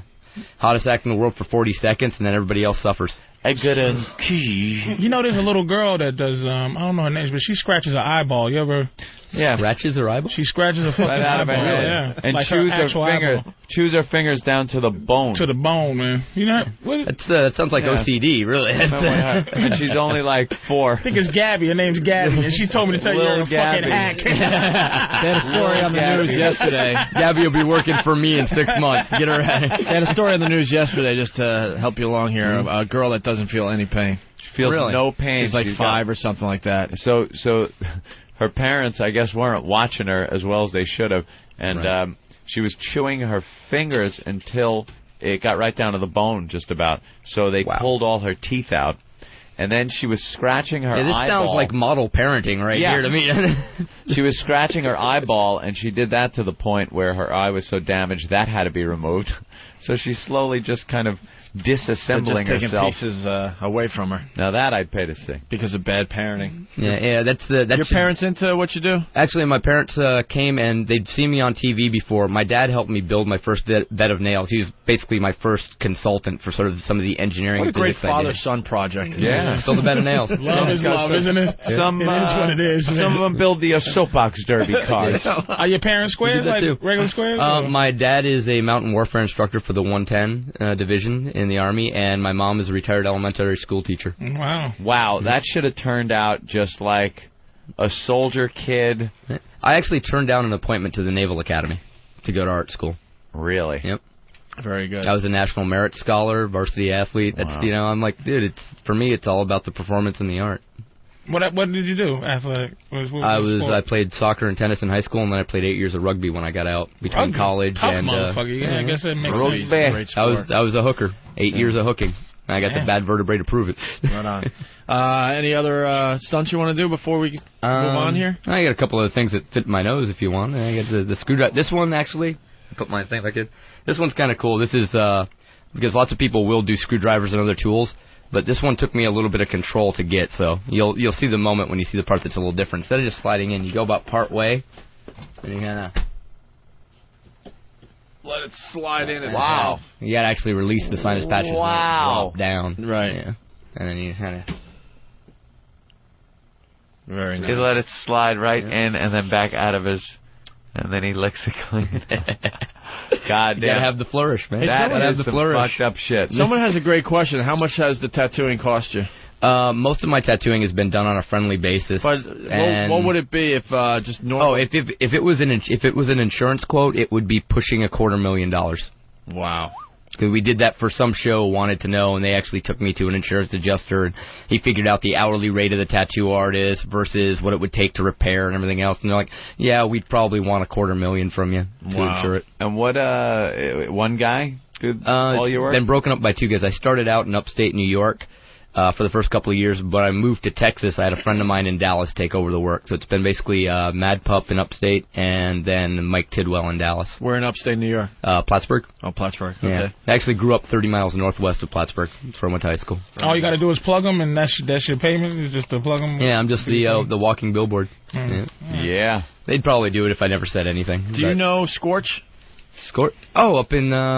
Everyone knows Scorch from the Kingdom of Nakedness. Scorch! How you doing, man? What's going on, guys? What's up, Scorch? Not much. We're just kind of chilling out. I'm glad you got Lizard Man. Hey, Lizard Man, what up, man? Scorch is one of our radio friends. He does morning radio in Syracuse, New York. But I don't sound like I'm having a constipation fit with We all like imitating Scorch around here. It's one of our favorite pastimes. The Naked Militia. Well, is it? Yeah, it's the Naked Militia now? Yeah, the nakedmilitia.com. And you're going to be having a Naked Militia Christmas party? Yeah, and you guys are more than invited. I thought you already said you were coming up, right? Yeah, of course we will. We'll be the only two there. Are we on the air with you guys again? Not just yet. You will be in a second. Right now we're playing Aretha Franklin. What's her name? Roberta Flack. What song? I don't know how to love him. Wait, what happened to you? Have you guys changed format again? Every time I go up there and see him for the convention in Syracuse, he's got 3 new formats. Yeah. No, I'm just joking. Right now we're playing Metallica. Oh, okay. You scared us. I'm like, what happened to our pal Scorch? Here's Roberta Flack, ladies and gentlemen. Yeah. You can do it, though. So what's going on in the world of satellite radio? We're loving Lizard Guy over here, man. Lizard Man, unbelievable. Has he put your finger through his nose yet? No. Yeah, see, we usually find the girl that works at the radio station, make her put her pinky through my nose without telling her what's going on. You want to see a girl dance in one spot. It's great. Hey, listen, man, you coming back up here in January? I actually can't make it this year because the tour already has me. From January 4th through February 23rd, I'm doing the second leg of this tour with Blood Simple and Disturbed. Yeah. Good for you, man. Yeah. Sorry, Scorch, you're going to have to settle for someone else. Cockroach Guy. Hey, Scorch, what kind of radio bits you doing these days? Well, you listen to our promos every day on myspace.com/The Naked Militia. Today, we are doing nothing. Hold on, we got... Someone just handed me a Scorch demo. Oh, I got Scorch as one of my friends on MySpace. Do you really? Of course. We got some promos, I guess. Okay, here we go. Jesus. This is Scorch, the Naked Militia. This is the show intro. Scorch. And the Naked Militia. This should be played at high volume, preferably in a residential area. Yes, it's wake-up time. Get up and go to work. Get the sleep out of your eyes, gonna radio on. We got a little surprise. Might be a little crazy, but it's my kind of show. Get in the car, turn it up, and let's go! 5 minutes after 6 o'clock. Warm morning, man. 73 already, heading up to about 95 to 100 today. I mean, no offense, but that's just a little too toasty for me. And it is Syracuse's rock station with the best classic rock and the best new rock. It's Rock 105, the dog. All right, listen to me. That's nice. Listen to me. The best classic rock and the best new rock. Well, I get paid $14 an hour to say that. Yeah. I love when commercial radio stations say that stuff, though. It's like, why are you playing the best classic rock and the best new rock, and all the other stations are purposely picking out the worst classic rock? We're not playing the best of anything, believe me. They're playing the obscure Foghat because they just don't know any better? Not playing the best of anything. Listen to them bashing. Well, that is why I can't wait till the third week of January when I finally get on XM full time.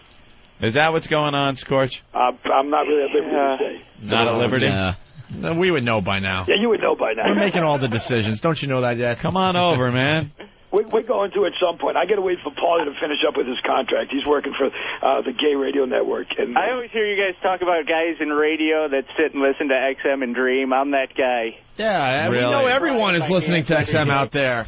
This used to be like the goof of radio, satellite radio. Years ago, people on regular radio looked at it like, satellite radio.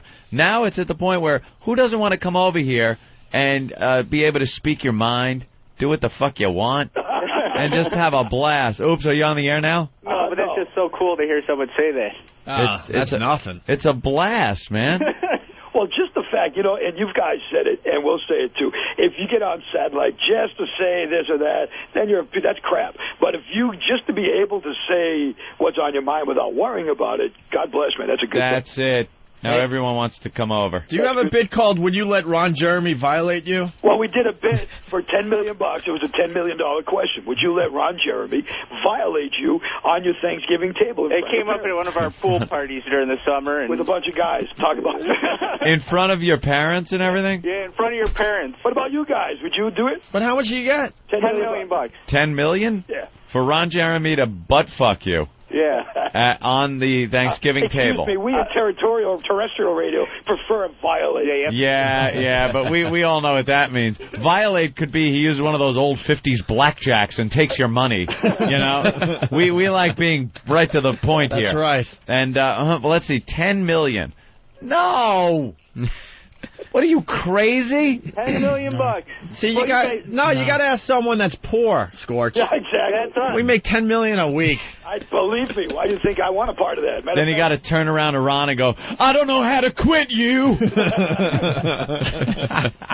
what do you guys do? Yeah, you guys talking about the gay cowboy movie yet? Brokeback Mountain. Oh, we talked about that the other day. Yeah. We were like doing little bits and pieces on that. Yeah. Have you seen it? It's wonderful. Paulie is going to see it for us because he takes care of all the gay stuff on the show. Yeah, we got to send someone to the movie theater as they're coming out of Brokeback Mountain. Hey, did you guys do Fields for Meals this year? No. Once again, we got shut down. Again, they shut us down. There's just no way to get that one off the ground. See, we can't do everything on satellite radio. Prostitution is prostitution, even in space. Matter of fact, the lawyers never got back to us on Fields for Meals this year. They didn't even bother. Christmas, then. Huh? You should do it for Christmas. Well, we got the idea for Christmas. Are we going to do Money Snatch? Yeah, we want to do the Money Snatch. We're doing Money Snatch. We got to start getting women for the Money Snatch game. We should do it next week because Christmas is almost here. Yeah, let's start getting women for the Money Snatch. It's great. It's like one of those things where you put a woman in a room full of money and the money blows all over the place, and the more she can grab and come out with, it's a cute bit. That's all the how much she gets to keep. But ours is different. They got to put it in their most intimate of areas, if I could be radio safe. And whether they roll it up or shove it in, whatever, they have to come out with the money right up there, and then they get to keep it. They got to be completely nude.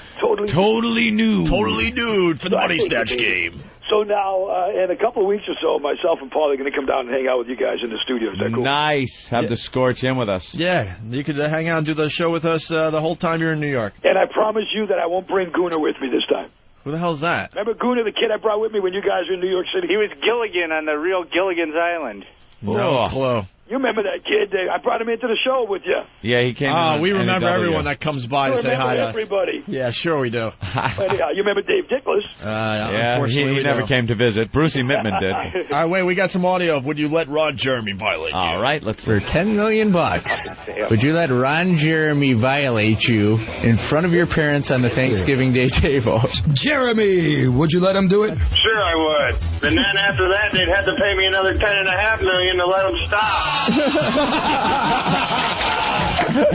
Hey, John, what's up, man? Hey, how you doing, man? How are you? Yeah, I would definitely let him stuff me like a turkey.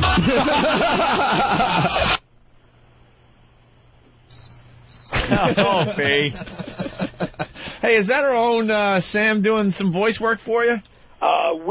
Laughing and stuff? No. Sam wasn't here then, actually. Sam wasn't here yet. Oh, well, you sound like Sam a little bit then. Yeah, Paulie definitely sounds like Sam. Paulie sounds a little bit like Sam, our old intern. Yeah. Who's now our new intern. Sam's a good worker, though. Sam is in the other studio checking out our show today. Do you think that he's part black? Yes. Yeah, there's something going on. We were talking about that. Yeah, Sam, come on in and say hi. We got Lizzie Man in the studio. We got Scorch on the phone from Syracuse. He's doing his morning show. Are we simulcasted to Syracuse right now? Yeah. All right. We're on the air with Scorch? We're going to be on the air in 50 seconds. 50 seconds, and then we'll keep it clean. Well, when you guys do your break, just start talking, okay? Yeah. Yeah, I'm going to trust you. You're on delay, right? I'm going to try. We don't have a delay. Oh. Well, what if we promise we won't curse this time? We won't curse. No. No. Oh, so we're not going to be on with you. We might have you on for a second. Dude, you're all over the country. At least give us a little taste. Give us Syracuse. We swear we won't curse. Okay, hang on 1 second. All right. And we got Sam in studio. He used to work for us, and he now works for Scorch. Hi, this is Sam! Did you say hi to Lizard Man? How's it going, Lizard Man? Hi, Sam. Rock 105, the dog, Syracuse's rock station, Scorch and Paulie, and we're being joined by the big time. I guess we can call it the big time, right? The guys who actually make money in this business. Of course, they're not on terrestrial radio, that's why. From XM Satellite Network, it's Opie and Anthony. Scorch. What's there up, he Scorch? is, our buddy Scorch. Hey, thank you guys for joining us. I know that you really don't like me and you talk nasty about me, but at least... Why would you get that idea? We've been pals since the old WAAF days in Boston. I can honestly say I listen to these guys all the time. They always have nothing but nice things to say about you. Love the Scorch. It's so good. I live vicariously through you, and it's good that I love to see all the successes you guys have had. I love the Naked Militia. I want to come to the Naked Militia party. Yeah, what's the Naked Militia party all about? We're going to have it at Hooters. It's going to be this coming Monday night. And it is going to be... So you're going to hang out with a bunch of naked guys at Hooters. Your career has really taken off since we've last seen you, Scorch. Well, now I'm with men. Chicken wings and naked men. That's that's wonderful. Some things don't change, in other words. What I don't understand about Scorch, he started with the Kingdom of Nakedness, right? Right. Now it's the Naked Militia, but Yeah. he doesn't actually get naked. Well, do you want to see me naked? I don't want to see you naked, but I'm just thinking if you're coming up with this unbelievable concept called the Naked Militia, that there'd be nudity all over the goddamn place. This shows you where you're at, because how do you know he doesn't have chicks in the Naked Militia? Thank you, Anthony. That are naked walking Because around. he does the same type of show we do, and when we do our appearances, how many chicks do you see, Anthony? 2. It's a sausage freaking factory. 2 girls at your event? God damn, I want to be on satellite. I've been doing this show for 8 months now. I've never seen a naked person yet. No? Not one. In the militia? We got Lizard Man in studio today, too. Oh, that's right. Hey, Lizard Man. How you doing, He's Scorch? helping out Disturbed. Live in Syracuse. Good for you. Who needs satellite when you could be on in the Q's? Right. You know, if the tour didn't have me locked up, I'd be back up there for Am Jam again. I love Jeannie, and I love going up there to see you guys. No doubt. You've definitely done that remix you did of the Snoop Dogg song for me a couple years ago. One of the best pieces I've ever had done for me. What was that? He did the Holiday Inn song. Yeah. Because we had the convention at a Holiday Inn. Replaced everything with Lizard Man. It was chilling with Lizard Man at the Holiday Inn. Oh, that's We pretty did the whole remix up there. I think that's, he's spending all his hours doing that. You getting the $14 an hour for that too? Well, that was on the house. It was absolutely brutal. It was part of my job with it. Said, you got to go in the studio and do something, so I did. How's Syracuse treating you? Yeah, how's this commercial radio working out for you? I want to be on satellite radio. Are you allowed to, fart and stuff? Yeah, I mean, I'm allowed to do a little bit more than most, luckily. So I'm because not, you're what they call under the radar. Yeah, I'm not as shiny as other people have been, but it's still not. I want to do talk radio. Maybe the fact that our station can't afford a program director. Oh, really? You don't have a program director right now? We don't have anything. We broadcast out of a broom closet. Nice, no boss. So let's hang on one second. Let's continue the music. It's you don't. Wait a minute. You said you don't have a program director, you pussy. Forget the music. Screw Come the on. music. For once, you got entertaining radio, and you're gonna go play what? Foghat or something? Talk show, Scorch. Talk show. We're talking. This is how we did it. We blew off the music, no matter how bad Brucey Mittman yelled at us. To anybody. Brucey Mittman. If you want to become a talk show host, you got to just start talking. You blow off the music. What dumb song do you have to play? You know what? I'm going to blow it off. What song did you have to play there? I'm going to blow it off. I was going to play. What was it? What was it? I was going to play Lightning Crashes from Live, but I'm just going to blow it off. Lightning Crashes. That's terrific. Lightning Crashes. Like your listeners want to hear that crappy song one more time. Lightning Crashes. I can understand if you blow us off for Metallica or Godsmack or Disturbed, but live? Lightning Crashes. We haven't played Disturbed in 2 years, I don't think. Why? Really? Yeah, we used to play that stuff. What about Land of Confusion? Genesis? Yeah, we play the Genesis version. No, you can't play the Genesis version. You haven't heard Disturbed do Land of Confusion yet? Yeah, we have. We just can't play it. Why? It's one of those things. Come, Scorch, you got to break the rules, man. Wait, what is going on, Scorch? You said you don't have a program director. Who do you have to listen to? We have a boss that actually fired me and put me on with Scorch. That's the punishment. Damn. Wait, so who's running the station? The operations manager of the Ah, you got one of those? I thought you were, man. It's like Apocalypse Now over there. Our program director's sitting in the studio with you, Sam. Oh, Sam is the program Sam, director. our intern He's is moved your up program quite director. quickly in the Pretty radio much. industry. God, we didn't see this talent when he was working for us. We had to have an equal opportunity thing, so we hired the first black guy we found. That was Sam. He's not quite black, is he? He's about 1% black, I'm thinking. Patrice, you think he's black? Yeah. Our old There's intern? something in there. No, he's black, right? Yeah. He says he's related to Thomas Jefferson. This guy's related to Thomas Jefferson. So I'm thinking Thomas Jefferson had a little thing with the Somebody slave girl. Diddled yeah. Yep, and then throughout the years, some of that black blood Look at still him. still He's shows looking at its me face. like, how dare you? Like, you nigga hair mother. Oh. I'm sorry about that. You can still say that. You just can't curse. You had a scale, didn't you? 1 to 10 on a scale of blackness. You gave me a 1. Yeah, he's one. Not He's a 0.5, but he's got that percentage. That's There's how it something goes. in buddy. there. We had a black chart made because of Sam, Scorch. Are we still on with you guys or no? Yeah. Because we're not going to waste our good stuff if we're not on in Syracuse. This is so we could get subscriptions from Syracuse. That's right. We're using you to get more people to tune into the Opie and Anthony Show on XM. Syracuse, it's XM satellite radio, Opie and Anthony on high voltage channel 202. Oh, wait a minute. Matt in New York. Matt, what's up? Matt. You motherfucker. I just switched over to the dog and you're playing Bon Jovi, Shot Through the Heart, in a block of commercials. What the fuck? Scorch? Scorch? Ramon! Scorch? What's up? Are we still on or not? Not at this point now, no. No. Someone said you were playing. I'm playing. Scorch is a lying douchebag. Wait a minute. We weren't on and you said we were on? No, we're on. He said that we have a listener that's calling from Syracuse that says you were playing Bon Jovi. No, he's on crack. He just wants to be an O&A fan. I'm listening right now. I hear commercials. Want me to turn playing commercials right To now? believe that, you'd have to believe somebody was actually in Syracuse and listening. Oh, Sam. That was Sam, your intern. Scorch, so now we're in commercials? So now I'm in commercials, yes. Well, when did you go to commercials? I just hit him. Right when that guy said fuck. Yeah.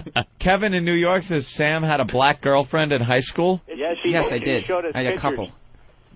I dated a couple black chicks. Yeah? Yeah. Yeah, might as well keep it in the family. It's a weird look, though. It's like he can pass for white. Like he can pass for white. It's like a Jewish thing and a and the Rock thing. Like, and, yeah. There's something going on in his red hair. He's just a real. He's like 1% black. But it's the nappy hair he's got. My ex-girlfriend's mom said I was ethnically ambiguous.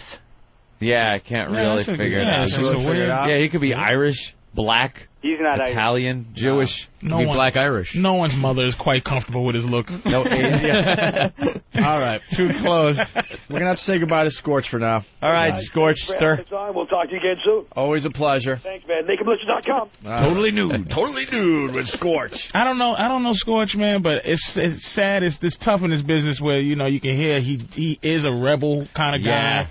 And he just can't be. He's been beaten down. And he doesn't want to, be a pussy in front of you guys, but he was sneaking playing commercials. And I don't know him enough to, that's no, your you friend. got it down. But just listening to him, and it's just all right, fuck that, yo. And it's just like he's playing, bye, Creston. It's just like, he's just totally got it. It's just so We sad, talked to him man. out of playing the song. He was nervous that he was on too long talking. Yeah. We were able to get that past him, but then I think the nervousness just got to him. He's like, I'm going to play a song. And it's like, no, don't play the song. And I guarantee he just hit the spots before that guy even cursed. As soon as you get that slight, I don't want to burn a bridge feeling in your life, man. Yeah. I used to be like that, where you just stomp through like Godzilla. And then at some point you just go, it's just golden handcuffs. And something gets wrecked, and you're like, I feel bad for Scorch, man. And I don't even know the guy. I'm sorry. He's a good dude. Thanks, Sam. We love Scorch, Listen, man, we want to thank you for stopping by, too. Thank you for having me in here. You want to leave us with anything mind-blowing? Or let me see. I think you went through your... I think I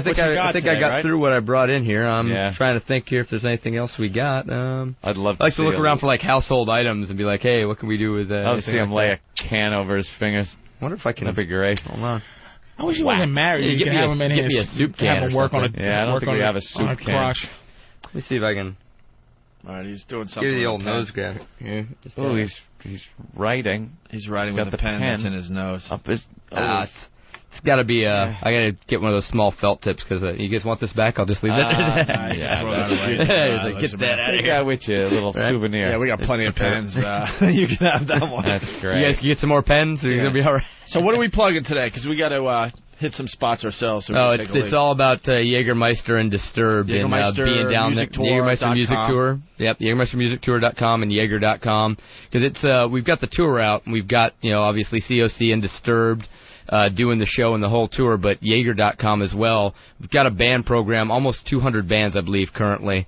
They go back and forth, and they really do a good job. They not only take care of the bands, bring me out as an MC. When I'm out on my own, they're sponsoring me and hooking me up as well. So they do get behind a lot of stuff that, you just got to look at me. Obviously, corporate sponsors are not beating down my door, but Jägermeister takes good care of me. I love Jaeger. JägermeisterTour.com, and it's Disturbed and Corrosive Conformity in New York City tonight. That's right, and we've got at the Dope. Nokia Theater. Yeah, we got Dope opening Dope's up the playing? show. Dope is opening up the show for us both nights here in New York. Dope's all right, man. We did some stuff with them back in the day. Yeah, they're great. All right, very cool. And do you have a personal website? I do, thelizardman.com. Thelizardman.com. Try and keep it simple for people.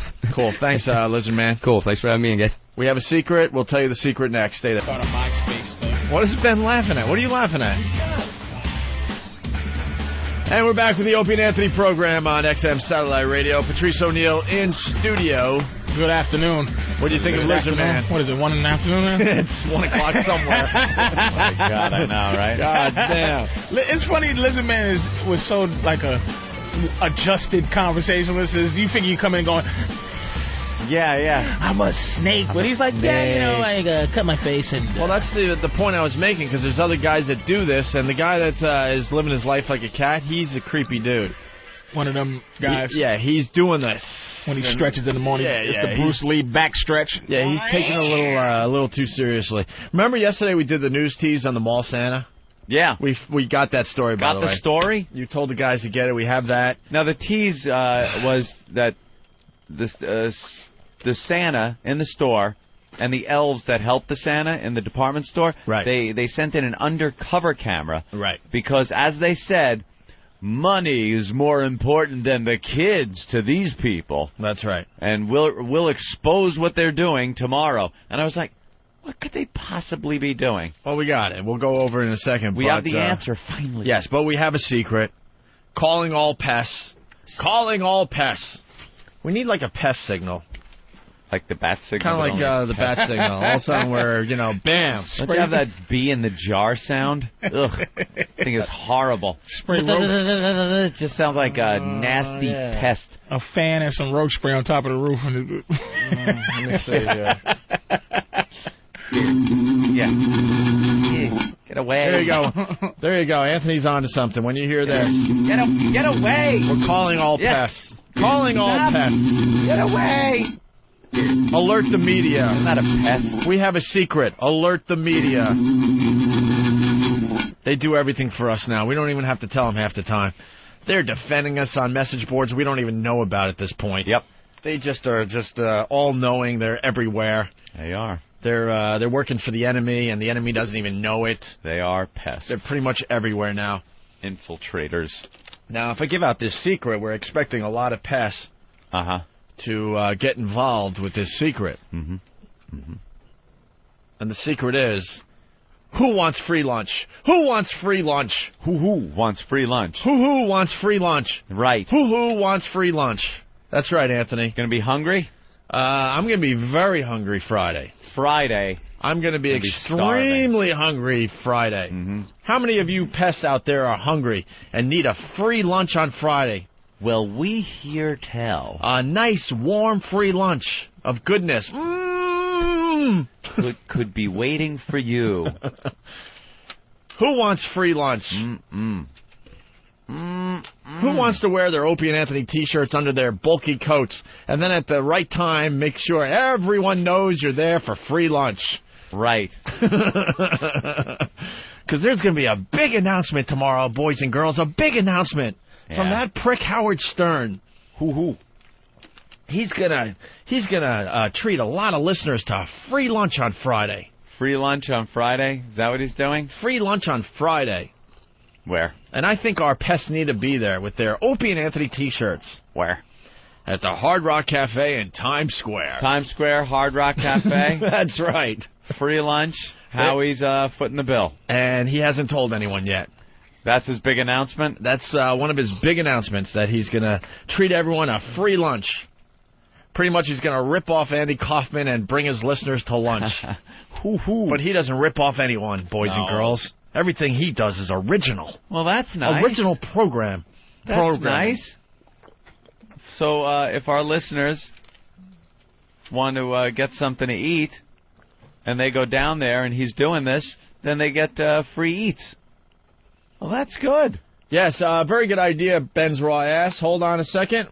Ben's Raw Ass, one of the pests, checking in right off the bat here. What's up, Ben? Hey, I just want to know, how great would it be to spread the word to the homeless, Tippy Tom, some of the other guys? You know something? I think the homeless and downtrodden would love a free lunch. Free, warm lunch. Can we round up all the people that are going to be in the homeless shopping spree and send them down there? Well, they got their own homeless network. Yeah. They just know when free food is being distributed. Get the word out to the homeless. Homeless get free meals. Everyone, please get the word out to the homeless. Do the homeless have a MySpace? They should. Put a bulletin out. But good old Howie's going to be making this announcement maybe later today or tomorrow that he's giving free lunch to his listeners at the Hard Rock Cafe Friday, anywhere from 10 a.m. to noon. Is that an au revoir? Oh, half a Hulk face. Half a Hulk face. Where's that?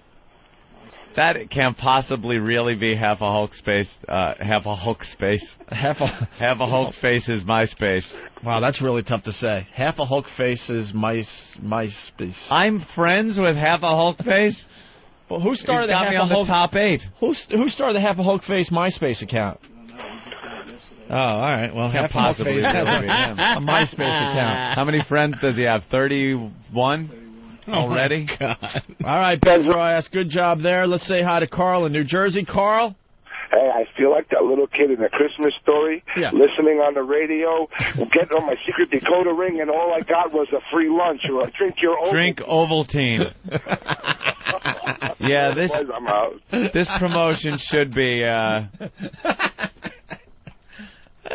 what a Howie in NYC is saying over there on line 6, I believe. All right, I didn't say it was a huge secret. It's a secret, though. And other radio guys just hate when you blow their secrets. They really do. Howie in New York City. Hoo-hoo, I invented the soup kitchen. Yeah, this should just turn into a soup kitchen. All the homeless just go there and... Well, the pests are going nuts. Alert the Media, FMQB would like to know, AllAccess.com would like to know, RROnline.com would like to know, InsideRadio.com would like to know, John Minnelli from the New York Post would like to know, David Hinckley from the New York Daily News would not like to know because he's too busy writing about some obscure radio story that no one gives a shit about. But everyone else would definitely like the news that Howie's going to have a surprise announcement maybe later today or tomorrow that he's bringing his listeners to the Hard Rock Cafe for free lunch. Not only that, the homeless should go down there. I would think that if they were doing something like this, they would want to promote the product and be giving out some free units. That's right. So perhaps some of the homeless can get their hands on some of those radios. That's right. Mm-hmm. And we got Dugout Doug. What's going on, guys? Hey, one of the bigwigs in the O&A Army and a fine pest. It's also not a huge secret that Howard might get fired on Thursday too. Rumor has it he's not even going to be able to do his Friday show. But if he does get fired, it is pretty much confirmed that he's going to be doing his stuff on Friday anyway. So we're going to be doing a WOW sticker stop from the K-Rock studios to the Sirius studios on Friday. Doug, you might want to listen closely to this fine radio program because I think we're going to have more secrets tomorrow. More secrets about that. More secrets tomorrow. But I definitely want to get out there to everybody just to make sure you behave and overstress what you guys were talking about yesterday about not getting in trouble and causing crap. Just pretend that you're a Yankee fan going to a Red Sox game and just behave. That's right. And keep yourselves in line. And if I can thank... Metro's screen printing, NewJerseyScreenPrinting.com. Yeah. These guys are doing all of our signs, T-shirts. Great. At cost for us. These guys absolutely kick ass out there. You gotta love it. So we're going to be handing out free T-shirts. Yeah, you guys have no idea what the Army's involved with right now. These pests are just impossible to deal with. We've got just about over 200 people going. So, are they committed, though? Because I read the message boards, and a lot of these guys commit and then never show up, and then the next day they have all these lame excuses on the message boards. We'll just my wife, she had a miscarriage. I couldn't make it. That's a lame excuse. That is a lame excuse, all Kid's right. dead anyway. That's Come on, right. go out. Yeah, what else are you going to do? Sitting at home, stroking her hair ain't going to help. It's put up or shut up time for a lot of the pests. On my MySpace account, all I get is a comment every 2 minutes. Reporting for duty, General, blah, blah, blah, blah, blah. Well, right. Show up Friday. You guys need to get there on Friday and show your support for the show. Well, and do it in a good way. We have more secrets on the way, Doug, but this one is definite. There's going to be free lunch at the Hard Rock Cafe in Times Square. For all the Opie and Anthony fans, make sure you wear your Opie and Anthony T-shirts under your coats and grab a bite. Maybe even change into your shirts after you get into the joint in the bathroom. Yeah, have them underneath something. That's right. Yeah, that way you get in without any problems. And if you don't have a shirt, we'll have Million Pest March T-shirts. Did you guys see the designs? Beautiful. Yes, they're very great. Lovely. They're absolutely great. It's very pretty. Big-ass member hooked us up with those. All right. And, yeah, hopefully we'll see a lot of guys out there on Friday. All right. Thank you, Doug. God bless. All right. There he goes. Doug, one of the leaders of the Army and a great pest for this program. They went all out. They got T-shirts and signs, and they're all going to the Hard Rock Cafe for their free lunch this Friday. Free lunch this Friday at the Hard Rock Cafe in Times Square for all How Opie and about Anthony that, fans. Free lunch for everybody, anybody. That's right. I gotta whisper something to Eric. Oh, let's see. It wasn't even a whisper. It was a point at the screen. Here we are again, Patrice, rudderless, just powering through, hoping that the guy that puts his hand on the tiller comes back soon. Because there he is. Look, we're coming back on course, sir. Ah, yes. All right, we got Brokeback Mountain audio. Oh, we got to get the Mall Santa story over Were you with. commenting on 4? Yes. Oh, okay. Yeah, I was wondering about that Yes, of myself. course I was, Anthony. Of course. And you sent Eric to verify? All right, something is wrong with the world. I got an empty Network. CD case. Oh, no. That means there's a CD around that Opie doesn't know where it is because none of these guys would have left an empty CD case, which means it's missing, which means Opie can now concentrate on nothing until we find that CD. This is it. All right. Is that it? Yeah. All right. Are good. you sure, Than? Yes. Because if you're not... All right, I'm going to trust you on that one because we don't have time to fuck around today. We got too much radio to do. All right, the Mall Santa story. We got that.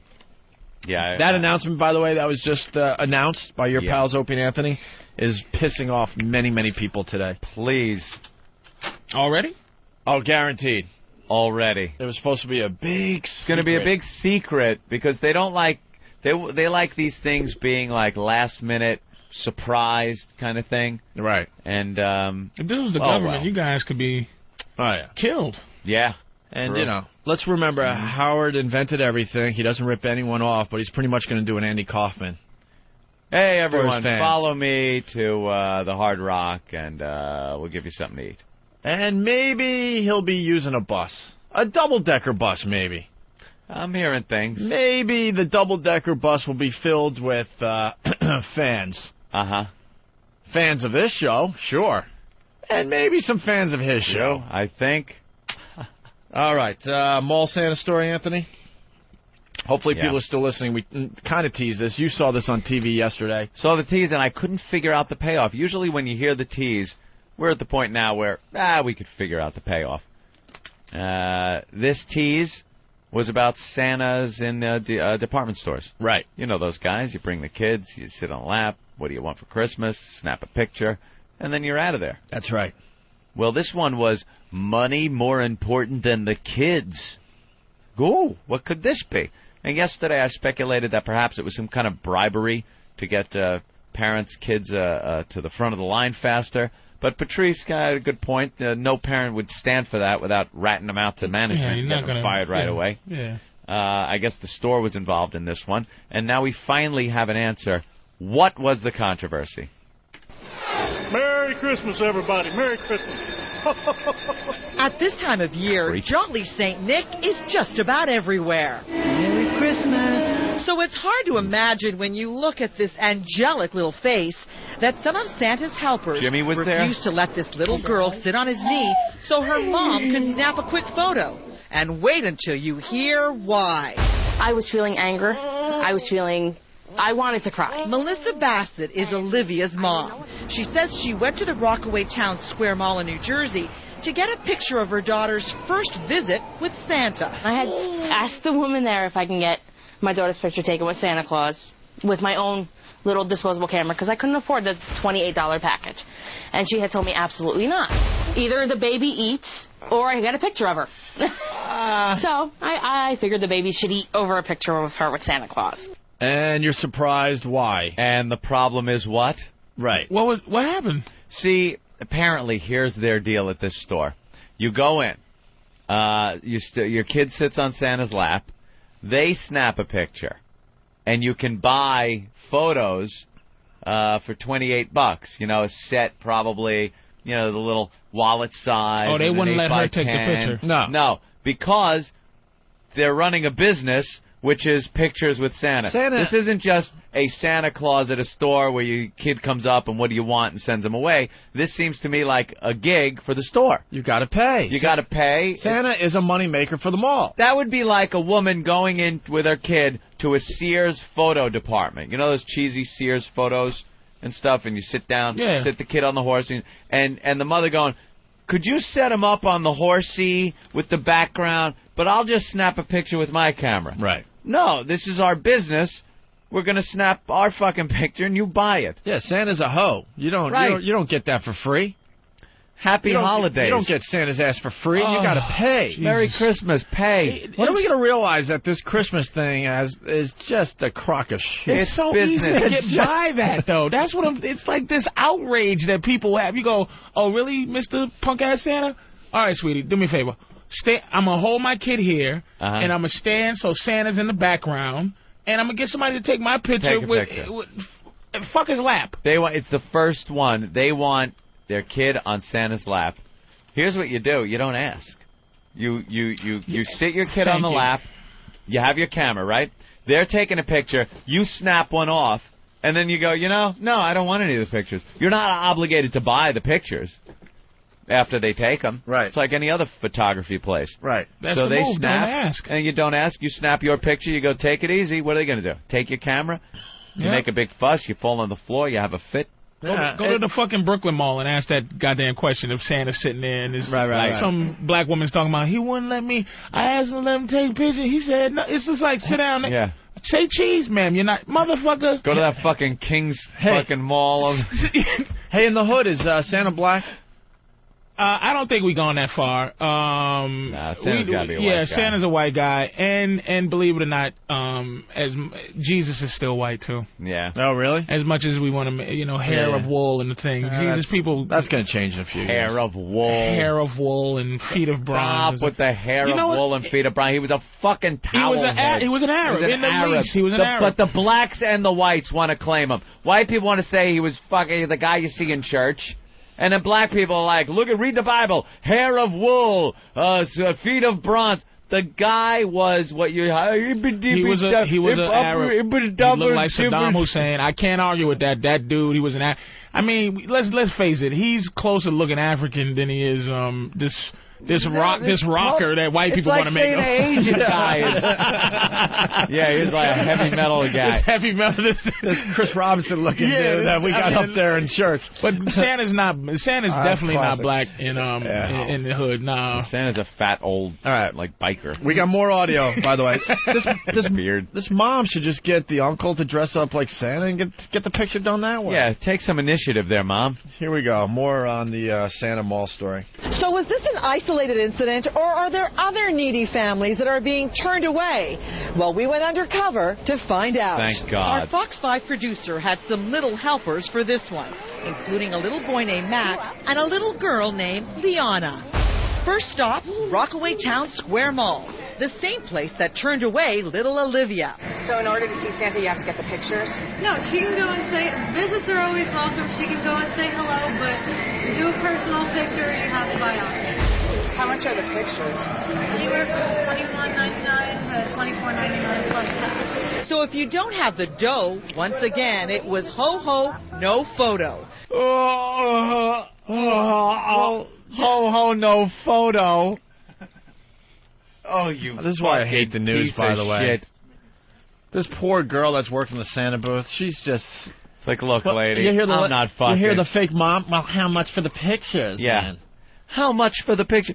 Look, I didn't make the price up. Man. You know what I'm making here? Yeah. I make fucking $5.50 an hour. This is a second job so I could get presents for my kids. Yeah. Leave me alone. Could you take your Fox to hidden cameras? Crap. And maybe find something the fake hat and glasses and go somewhere else with your stupid undercover camera. The huge glasses with the big camera in the middle. Right. The Cyclops camera. But there's some people who...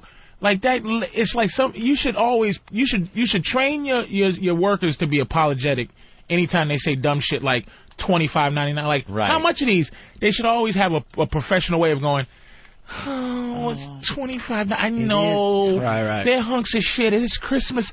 I don't have anything to do. But she's like $25.99, $26 for. It's just she's so happy to be an asshole. It's like teach them how to be apologetic a little bit. But it is business. It's business. Unfortunately, you're in a mall. Business. I mean, they're not going to give you shit for free in a mall. You know how many Santas there are around that you could just go and take your kid and pop on the lap and snap a picture?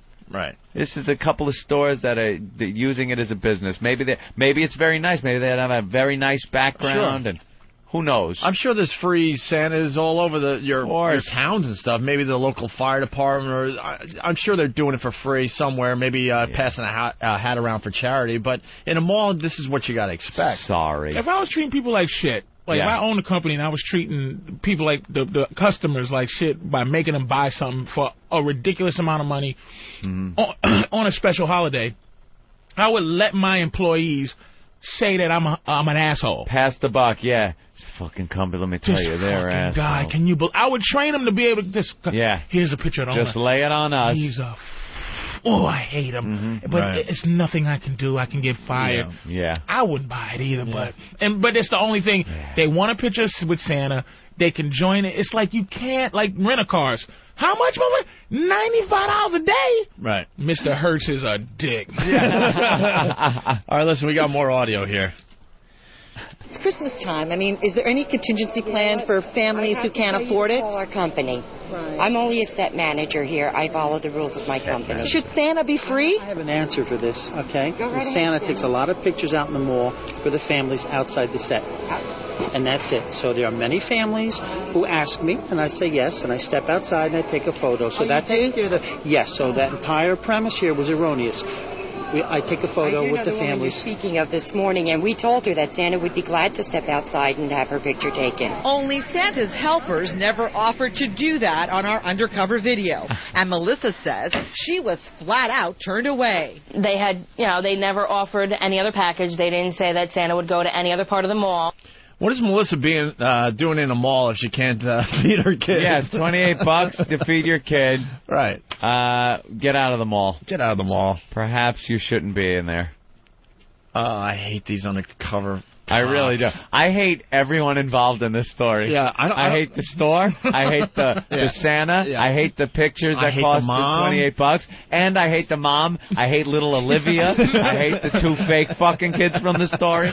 They all stink. No one's redeeming in this. No one. No, I'm trying to this is a tragic Wait a minute, story. wait a minute. Santa was cool. Santa was like, man, I go outside and I take pictures of family. Go outside Santa was cool. Santa was a cool guy. That shit's erroneous, motherfucker. And after you said erroneous, come on now, Santa's getting a kickback, too, man. That guy's just trying to make a few extra bucks. Hey, that guy's got to get paid. He's lucky enough to look like Santa. The rest of the year, he looks like shit. This is his time to shine. Let him make a few bucks. Erroneous? This story was erroneous. Erroneous. We got a statement from Santa Management.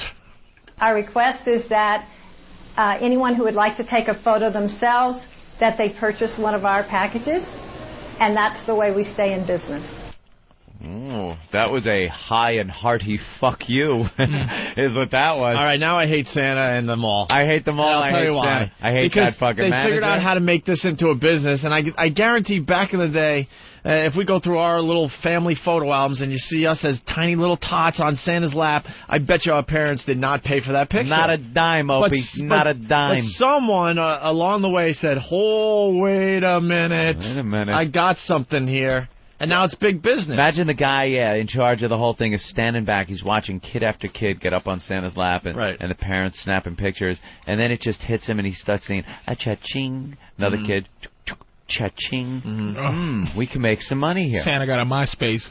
We'll call where he's sitting the set. The set. We'll call it the set. Right. And then if they want pictures on set, now it's going to cost some money. Right. Makes it sound more professional. Wait, someone's got... I hate the store. I hate Santa everything. now. Santa stinks. Santa's ripping people off. The mother that brought the kid is a cheap fuck. That's right. $28 to feed. What are you feeding that kid? Let's go to Jerry in Gold Jersey. Leaf. Jerry. Yo, what's going on, guys? Hey. What's happening? Like I was going to say, you go to the mall, go to a restaurant, say, hey, listen, I don't have money for the dinner, but if I can just go in the kitchen and make myself a sandwich, if you don't mind, let me in, I can make a sandwich, that's all. There you go. It's business. But you would have to bring your own sandwich things, but you would be using their utensils and everything. Yeah, it's business. So you got to keep the analogy correct. That was a bad analogy, man. No, I think he's got a point. Let's say you bring your own ham, you got some Swiss, and you got a hero. But you need a knife and some mustard or something, and you go into their kitchen and you need a plate and a place to sit and eat it. That's a whole different service. Now I hate the fucking restaurant. I hate the person that doesn't let me eat there. He's a symbol. You know, that's like I know. A symbol. He's a black man trying to get a white woman. No, that's Tookie Williams, but they wouldn't even let him climb the Empire State Building. Tookie gone. For Tookie. Tookie, what up, yo? That's why. You know something? I'm tipping my club soda. I'll pour one out for Tookie. You better not play. Well, for Tookie. Stop playing around. I just poured some out. Fucking Poe can't handle 18 Crips up in this motherfucker. We're not playing. Arnold Schwarzenegger should watch his ass now. Yeah. Yeah. One of the Bloods. All right, here we go. We have one more piece of audio from this story. Thank God. Let's see who we hate at the end of this clip. After her mom complained to the Rockaway Town Square management, they did the right thing. We had her picture taken. Compliments of the mall. Rockaway Town. Just hers. Now I hate them all even more now. Now, here's my order of hatred. I have an order of hatred. Mall, number one, hated. Yeah. Mom, hated. Hated. Little Olivia, hated. Santa, hated. Santa's helpers, hated. Nah, I think the mom is the most hated. Mom most hated? Oh, this do-gooder. The mall giving in made me hate them more. They had to. They should. No, they didn't. It was going to be bad for business. Fuck it. It was going to be bad for business. Guns. They would be exploited for being a business. They don't want people to know that. They want people to think they're doing a good thing here. Who saw the piece visually? Danny? Was the kid cute?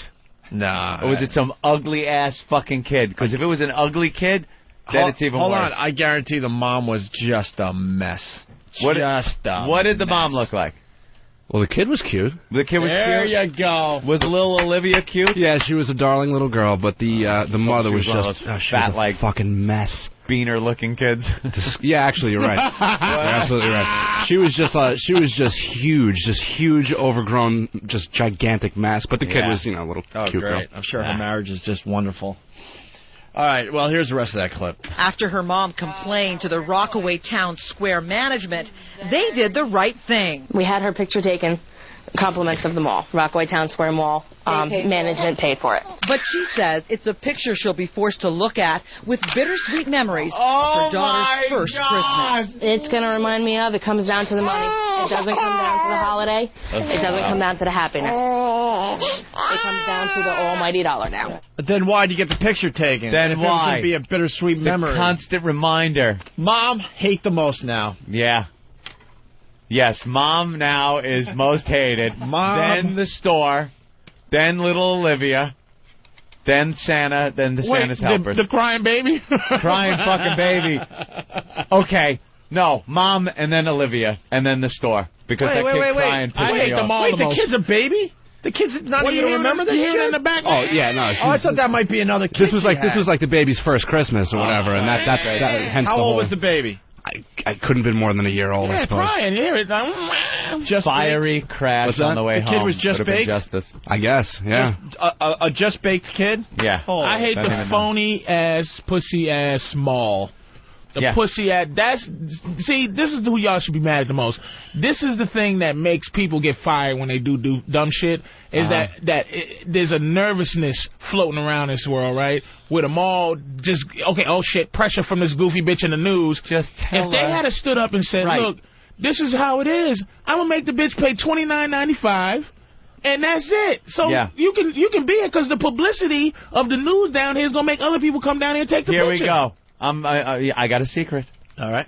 Free pictures down at that mall with Santa. If you're a mom, go down there and just bitch about it. And just complain. And then she set a precedent. Now you go down there and say, well, that woman did it. Yep. I want my free picture too. Dumbass mom. I hate that. All right, we got some hate on the instant feedback. Bob from Kentucky. What bitch gets her picture for free and still fucking goes to the media? Good point. Yeah.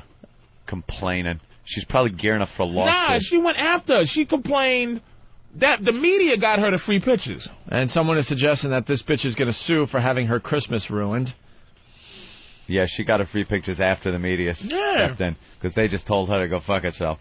Get out of here, bitch. And that's when the store was on my like list. When they told her to be they gave in. Right, when they give in with that bullshit. Yeah. We are going to give her compliments of... And she's getting a gift certificate, and we're going to give lunch to her and little Olivia. Anthony, by the way, you got to pour one out for Richard Pryor, too. A lot of people on the instant feedback. Oh, right, shit, man. Rich. That's right. And McCarthy. Eric goes, and And I love the little piece that Entertainment Tonight did last night. What'd they do? Oh, they were talking to Richard Pryor's wife. Oh, the wife. I saw the daughter. The wife was on Entertainment Tonight literally an hour or two after he passed. They didn't really care. Big fucking interview from the room he died in, basically. Or the room he spent the last couple of years of his life. It's not like he died falling off a mountain as he was climbing it. You know what I mean? It's not like he was driving a Grand Prix car and hit the wall. You know? The guy, how long have they been looking at Richard Pryor going, tick-tock? Yeah. This is coming. It was a tough one. Not a big surprise. What about McCarthy, though? What happened? Is he dead? Yeah, he died the same day Richard Pryor. He couldn't follow Rich. Wait, who? Senator McCarthy. Oh, okay. You're white guys, you should know that. I don't know. I thought he was dead already.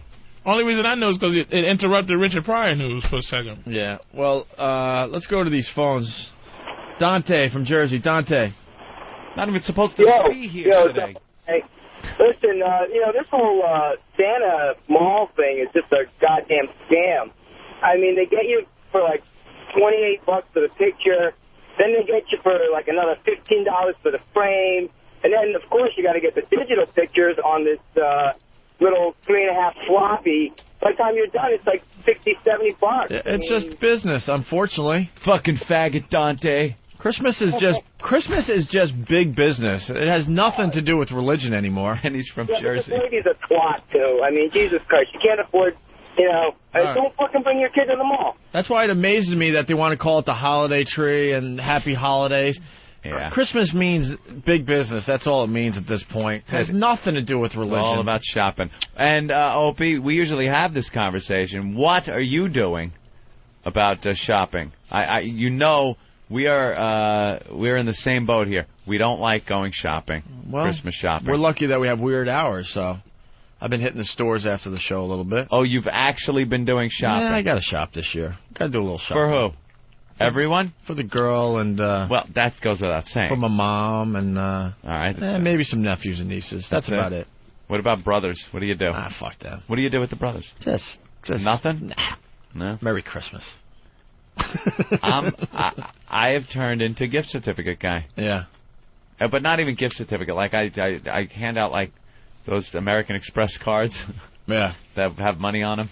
Here you go. There you go. That's cool, though. Shuffle them out. I love the gift certificate as a gift. Because everyone then you gets go it. and buy what you want. I'm so sick of opening things. I'm like, oh, this stinks. Now you get what you want. The pressure of making believe you wanted the gift that you just opened up. Right. And people go, oh, you're not thankful. Yeah, I'm not.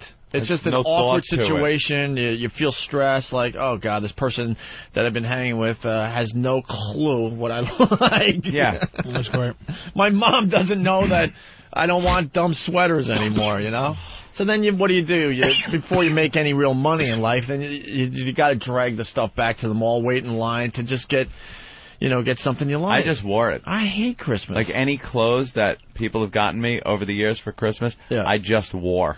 I didn't care. You just wore it? I just wore it. I didn't care. But now, that I'm some kind of a fashion statement, I don't wear them anymore. Yeah. They get it for me.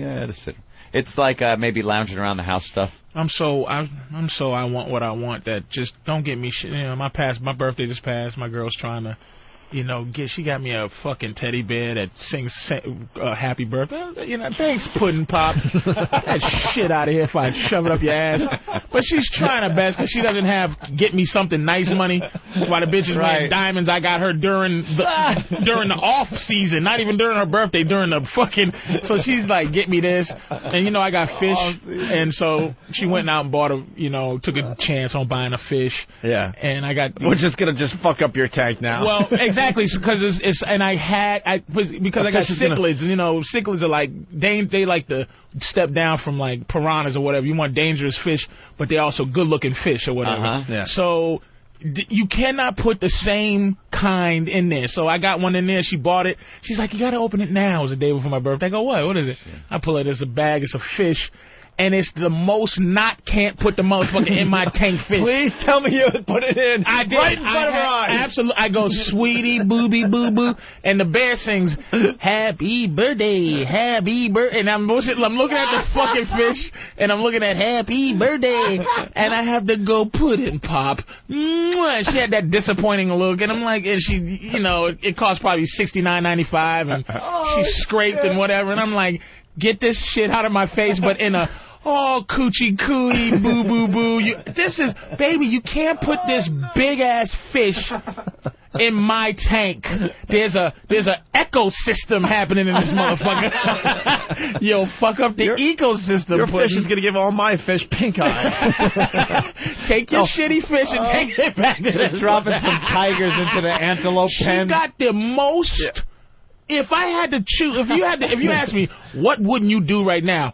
I wouldn't put one of these in with one. She bought me one of these and a fucking bear that sings happy birthday. I wanted to knock this bitch's head. And how does it sing happy birthday? Happy birthday, happy birthday. Doing the little dance. The fish must have been a white fish. God,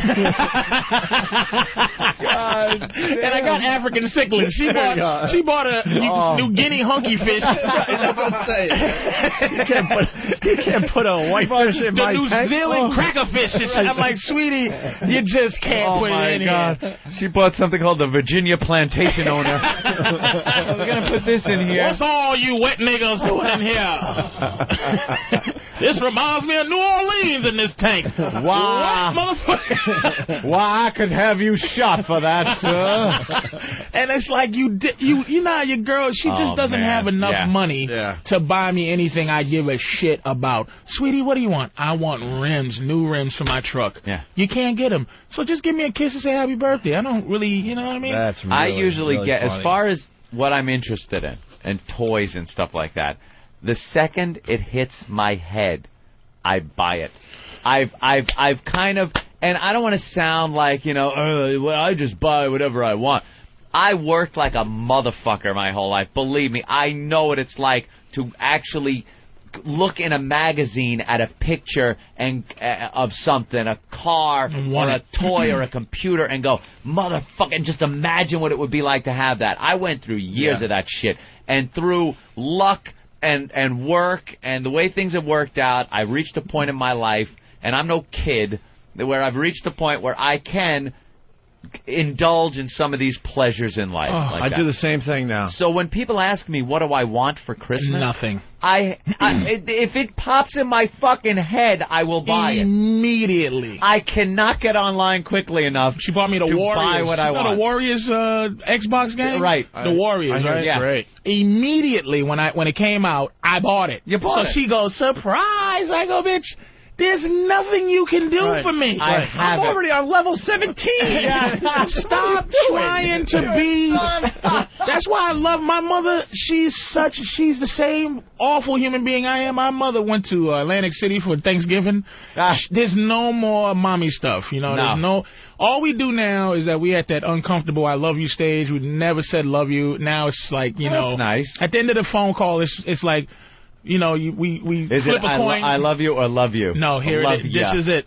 All right, Mom's got to go. And then a silence of a silent coin flipper. Who says love you first? Oh. All right. Love you.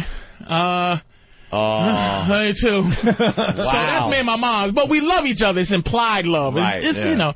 And my mother will take money. You know, my mother will take $1,000 to go gamble. She's not one of these.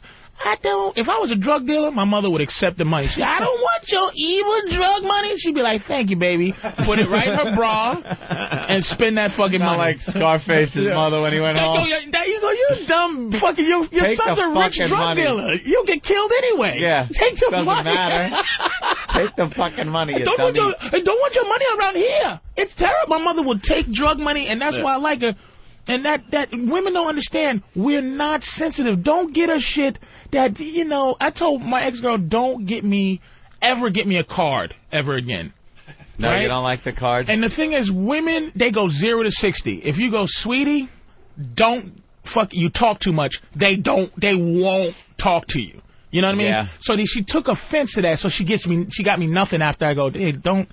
Well, baby, I'm telling you, these cards mean nothing to me. Yeah. They make me sick. Oh, my God. You don't like the card, though? Don't get me a fucking card. I kind of like the card. Nothing. I like from the card certain people. Like I think boyfriend-girlfriend cards are great. Yeah, I like them. I don't like the idea of, you know, just the plagiarism part of it where, you know, Hallmark wrote this and, you know, here it is. It said what I feel. But you're right. Yeah. You're right. The little cutesy what about thing the, at the end of it. What about the little kids on the front and they're in love and they're like 4, walking down a path or something. The kid's got wearing a dad's hat and shoes, and he's holding a rose. And then you're like, look, that one looks just like you, and that one looks just like me. There we go. That's great. That's how women love.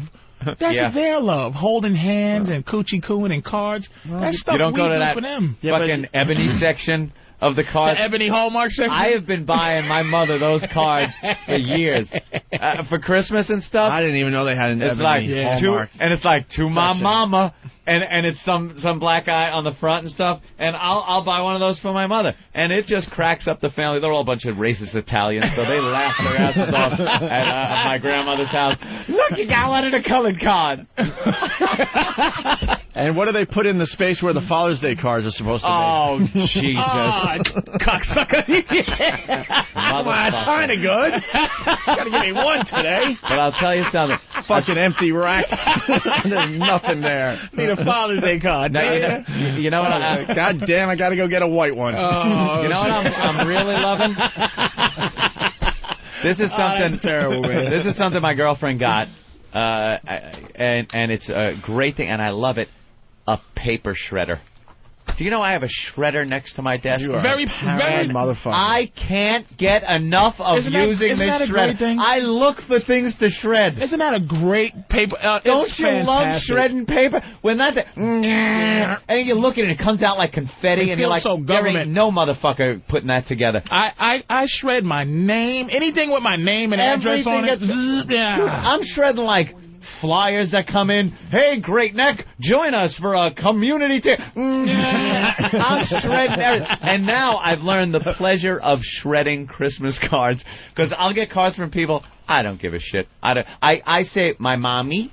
I'll put that up, you know, by the TV or something. And my girlfriend, her cards I save. Anyone else? It's like, to a great nephew, Merry Happy Holiday. Here's one from Bank of America, a valued customer. There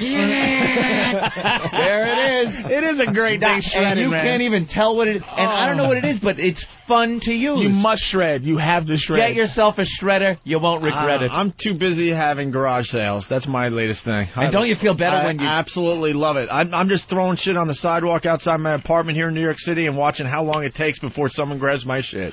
Oh, you don't sell it. You just put it out there. Fuck no, man. I started with old clothes. It's fantastic. And like old CDs and stuff. And now I'm so obsessed with this new thing that I'm starting to throw things out there that I still want.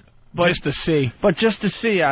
We peek through the blinds and see how long it takes to you know, I've thrown my old underwear out there, just the dumbest shit to see if people will take it.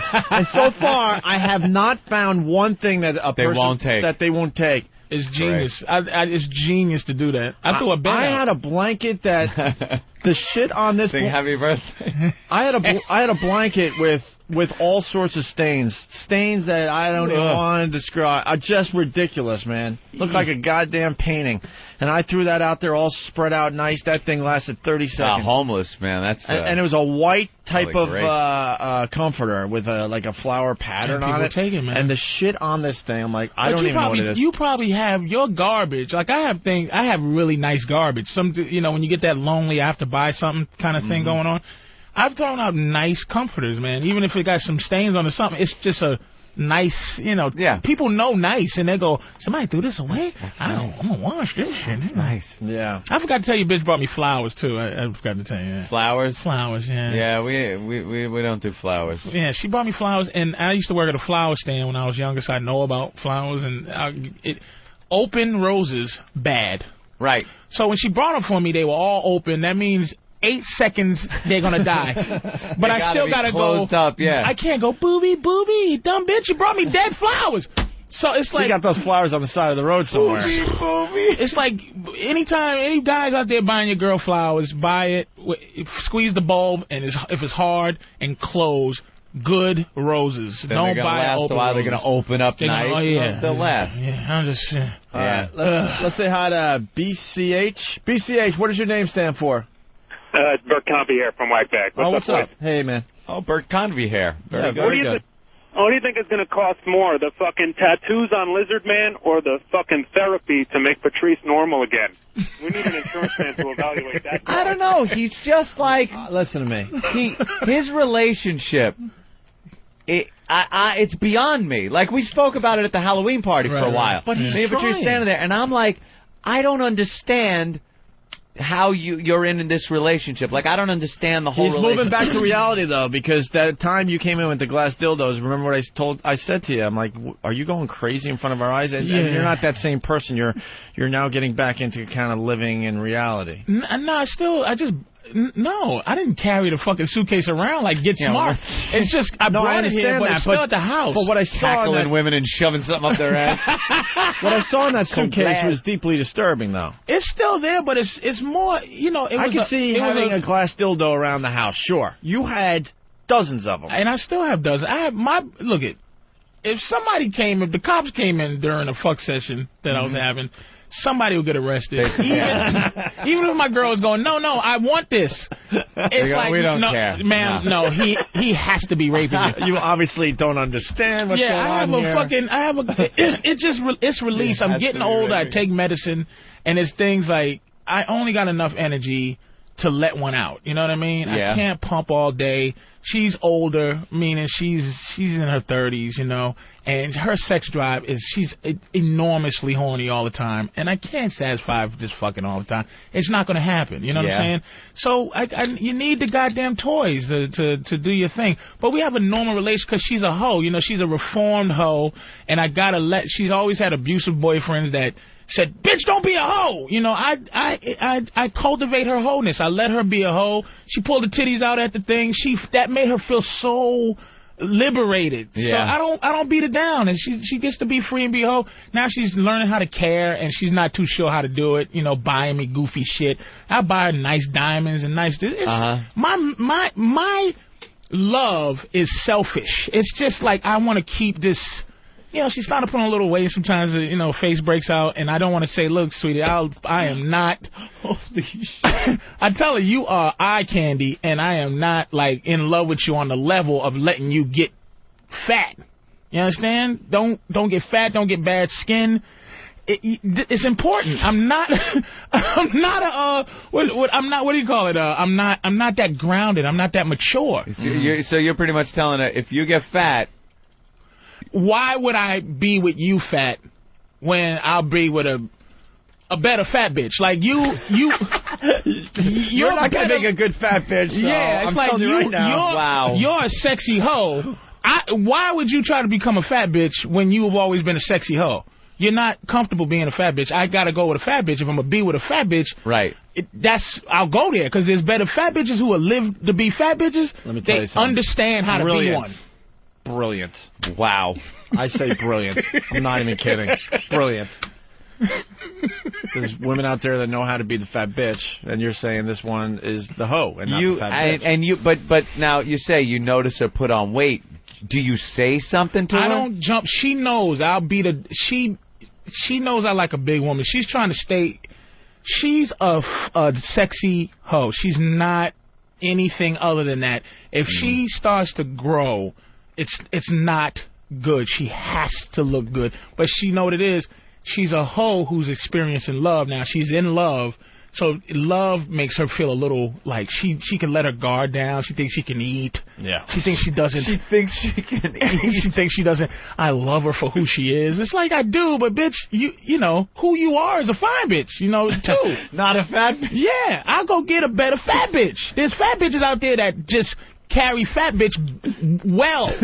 Yeah. They know how to be a fat bitch. She does not. And so she knows. She fucking knows. Words of wisdom, Patrice. Yeah. It's amazing. I like it. We should stop right there so we can take our leaks and I'm stuff. amazed by you.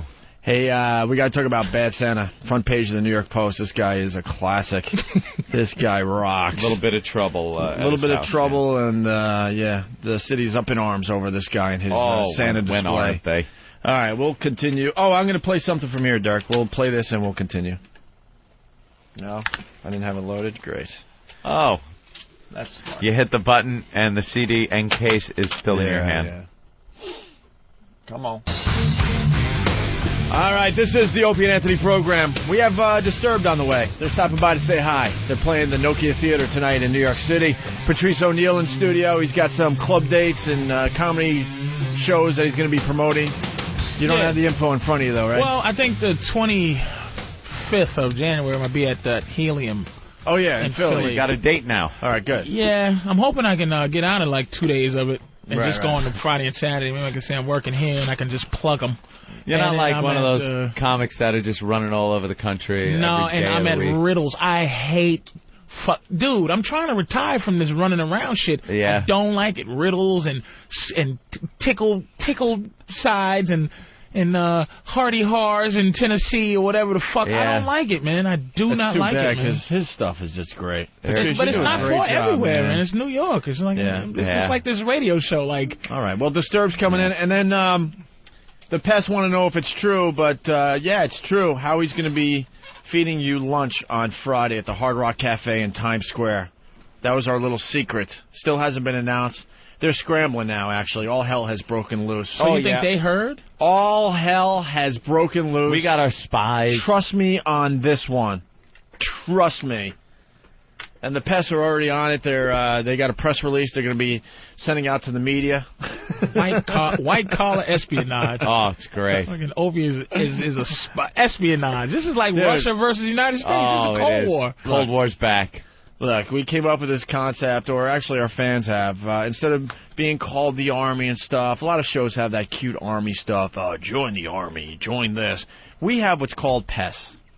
It's the perfect definition of what these guys do. You know what the normal radio station's version of their army is? They have people sign up for our army. Or our militia. Yeah, and it's our naked militia. It amounts to a mailing list that the station can send out things for events. Show up at our Budweiser night we're having at blah, blah, blah. That's what their army is. How many we never hardcore called pests? it. Huh? How many hardcore like invited to the big Warriors speech. Those Warriors, how many numbers are hardcore ones? unknown. Yeah, they're top and even secret. if we did know, it would be a What would you think? Oh, it's top secret? Yeah. You have an idea, but you can't. I would say 38.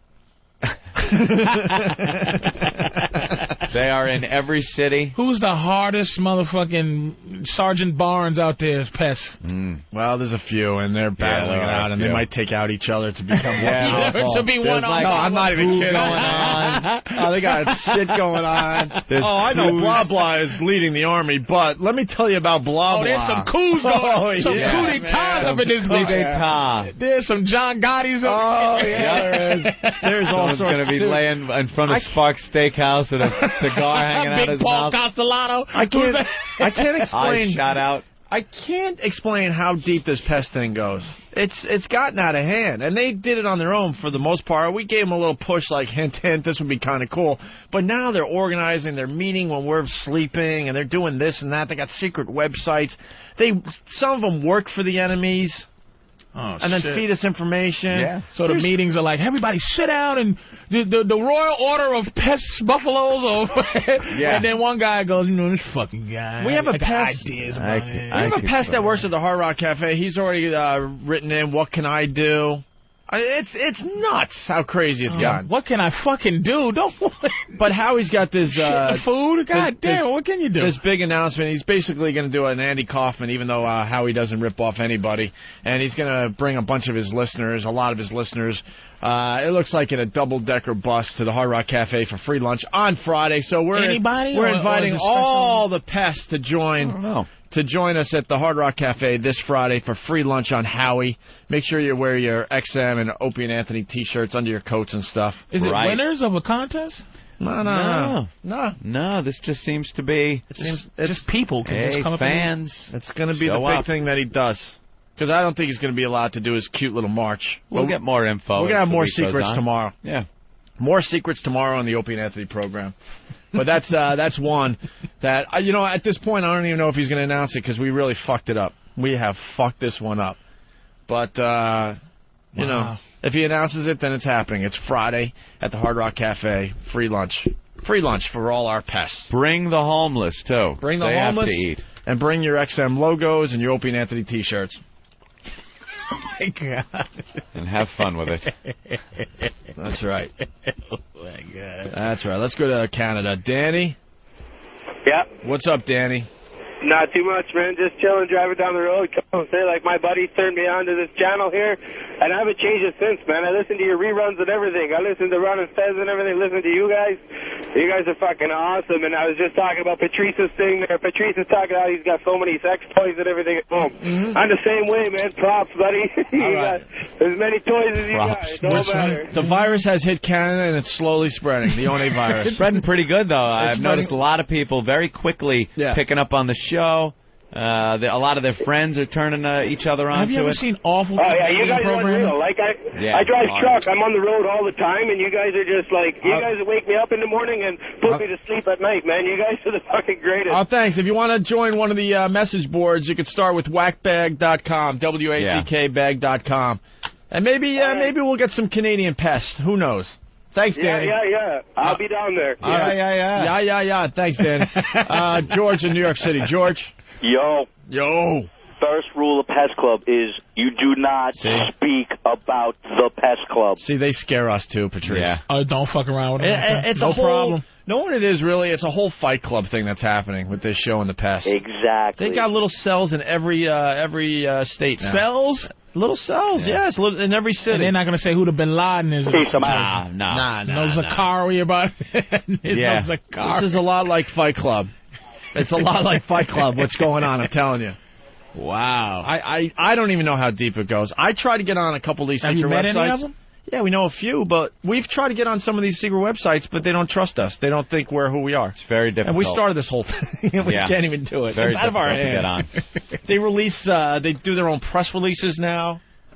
They're on all sorts of message boards that trash us, and they defend us. You should see this Pal Talk thing. You ever seen Pal Talk? You talk about it. Yeah, it's webcams, or not, if you don't have a webcam or anything, but microphones also. And a lot of these guys get on there, and turn the cameras on and sit and look and talk to each other. And there was one guy on this Pal Talk that pops in every so often that shoves stuff up his ass. That's what he does. That's his thing. He just sits there and shoves shit up his ass. And it's hysterical. Now, if I was home listening to this broadcast today, right, just a regular guy sitting there, I'm not working. Sure. And I go, you know what? I'm gonna be a fucking pest. Am I in just by going down there with my thing with my? There used to be a time you could just get in just like that. I'm down there going, yeah, O&A and the whole XM, and I'm like, hey, everybody, I'm a pest too. It's like, is it that easy? You got to prove yourself now. I think you got to know somebody, and you got to prove yourself. But I think you could do that. Is show a little loyalty first, and then get on the message board and go, hey, I was down there. Yeah. Here's a picture of me, and then they'd be like, hey, good job. Yeah. Do I have to do what's equivalent to a hit? You got to make your bones. You got to make your bones as pledging probably at this point, and beat downs. Beaten in. You got to get beaten in. Got to get kicked in the face. How long you have to last? 30 seconds or something like that? And then you're going to start off as low man. That's right. Low man. That's right. Oh, man. Because there's infiltrators. They want to make sure it's not an spies, they got to make sure. Well, like that. I mean, the spies, they pretty much know who they are. And, if you showed up, let's say Friday, and you had a sign, big sign, something like that, pictures were taken of you, they end up on the message board, and you go, hey, that's me on the right, and I'm now a member of the message board and stuff, you would be warmly accepted. That's right. Yeah, that's how it works. Fans could still show up. Yeah. Oh, yeah. And then they got the pests that control the whole thing. Oh, yeah. We're doing an appearance tomorrow, by the way, not to confuse everything. We're going to be at J&R Music downtown, near City Hall, near Ground Zero. It's called Park Row, downtown. I don't know where that is. Yeah, it's kind of weird to get to that J&R because it's the opposite direction on the one way that heads towards Battery Park. So you kind of got to take a left to get in that. It's like a little enclave thing going on, but it's right there in the city. It says Hall. Downtown Park Row, J&R Music World. Anthony and I will be there tomorrow at 12:30. Hopefully with a lot of giveaways. Xbox 360s maybe? Yeah, sure. Why not? They give you? Why not? That they give you and you can't use? Why not? Let's go to a guy who's had XM for 2 years. Mark in Michigan. Mark. Gentlemen, you are geniuses, man. I'll tell you what, I used to surf the radio, around, and I'd hit you guys every once in a while, but for whatever reason over the last week and a half, you guys have hooked me, and every day I turn you guys on. I work for a mobile medical firm, and I'm in nursing home parking lots a lot, and I can't tell you how many times you guys almost get me fired. I have to sprint to the van to shut the door because, you guys are over the top of it, talking, swearing and stuff like that. And you got these old people that are like, and I know you guys are about to drop the F-bomb, and I'm like, oh, shit, I gotta get the door shut, man. And people are looking at me funny because you guys are talking about the weirdest shit, tissue time and all this. I just wanted to say you guys are awesome, man. Thank you. We haven't done a tissue time in a while. And after all that gay shit yesterday with Gangsta Fag. I was listening to that on the replay, just laughing my ass off. Thanks, Mark. God damn, was that some funny shit. Yeah, it definitely was. Gangsta Fag. He still hasn't contacted anybody, right? No, we got to get in touch with Gangsta Fag. Get him on the phone. We got Brokeback Mountain audio. Oh, Jesus Christ. Who's one of the stars? Jake Gyllenhaal or whatever. However, and they're talking Oscar. They're talking Oscar for Heath Ledger. Thank God. That's the only way to get you out of Brokeback Mountain. Oof. Yeah, it earned 7 Globe nominations. Golden Globe. Yeah, you can't. If you're gonna be one, I was a fag for no reason and in the cut. Yeah, just a no reason fag. I'm a fan of this new show, Showtime on Comedy Central with David Spade, because he's just messing with the celebrities like he does. But he's upped his game big time since he was doing this on SNL. Right. And he sent one of his guys out to interview Jake. What's his last name again? Gillingham. All right. About the movie. About the movie. Gyllenhaal. What's his name there, then? I believe it's Gyllenhaal. Gyllenhaal? All right, Gyllenhaal. And David Spade sent one of his reporters out there to interview him. And the first question the reporter goes is, so tell me about this gay cowboy movie. Right to his face. That's what it is. Why would he go, all right, I'll tell you about it. It's like it is what it is. I wish I knew how to quit you.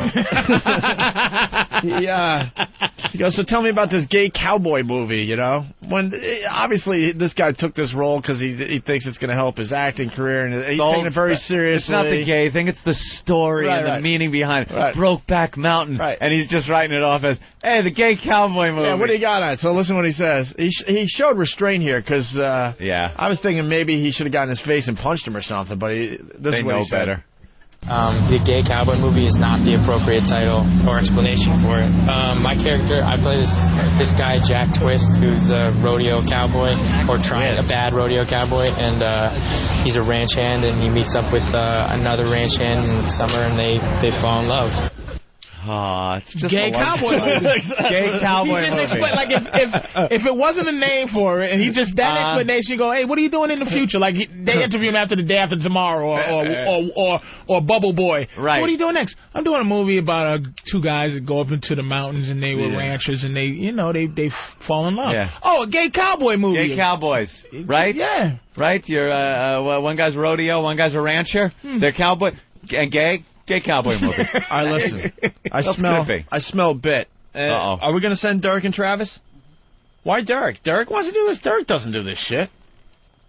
It's going to be Danny and Nathaniel and maybe Travis, right? Wow. Those two, you really want to do it, Derek? No, Derek doesn't want to do this shit. He's saying no. I know Derek. Derek likes to be more behind the scenes. Derek's the pilot. Derek likes, he's got skills, but he doesn't need to be on the radio. Nathaniel should do it. Definitely. We got to send these guys to the theaters that are showing these movies. Yeah. And get some interviews as they're coming out of the theater. Only couples. A guy coming out with his girl. I thought a guy coming out with a guy. Well, a guy coming out and there's no fun. It's just this. Yay! No, that could be funny on the radio, though. Nathaniel, come in. Fantastic. Nathaniel's perfect for this. We got to get the. I loved it. 2 thumbs up my ass. Ooh, Andrew Dice Gay. Andrew Dice Gay. Thinking about doing some radio with us today. We'll see what happens. Nathaniel, so you got to go and do this. All right. Could you do it today? No. All right. Well, I want to get this done by the end of the week, though. Okay. How about by Friday? By Friday? All right. I'll go with you. Will you? Yeah, I'll buy some popcorn. But what I do is I cut a hole in the bottom, right?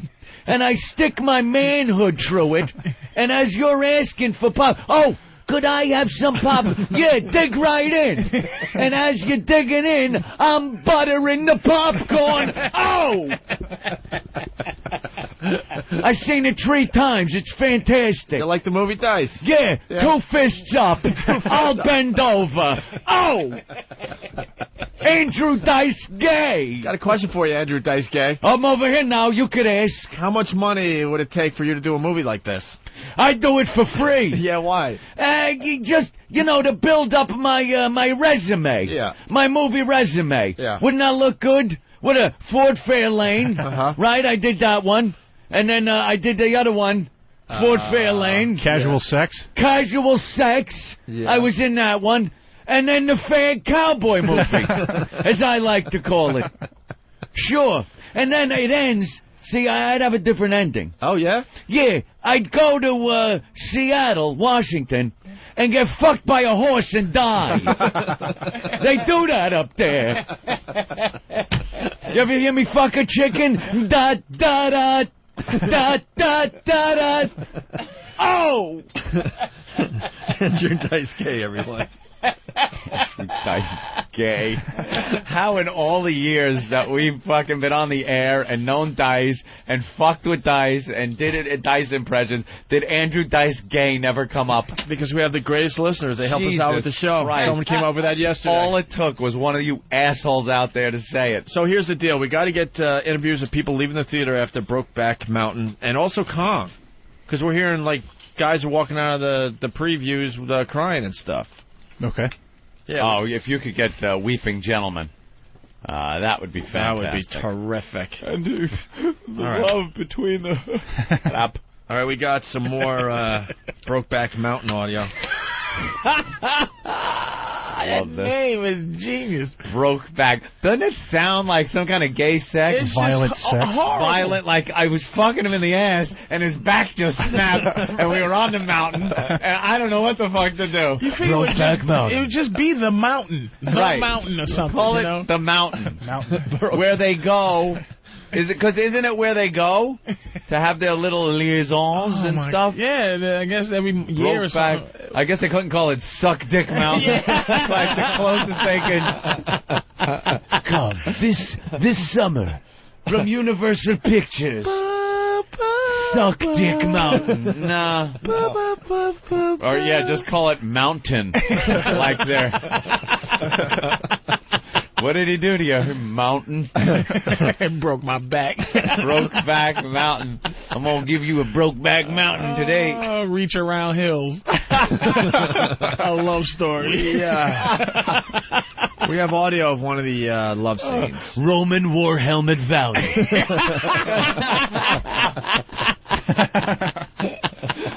Oh, my God. We have audio of one of the love scenes. Well, great. This is just a romantic scene. Roman War Helmet Valley. We have audio of one of the love scenes from Rim Job Ravine. Coming to a theater near you. God damn it. Give me a pen and a piece of paper. I'm in. Who else is in? Anal Swamp. Glory Hole Gulch. The whole two. All right, we have audio of one of the love scenes from Brokeback Mountain. All right, let's hear. Here it is. This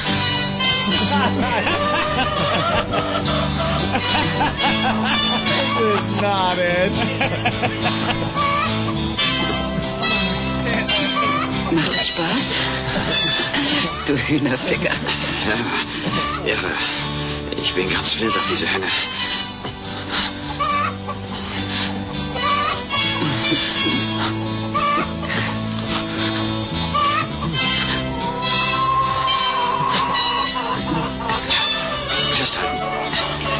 Ja. Ja. Ah, nun ist gut. Ja, gleich. Ja.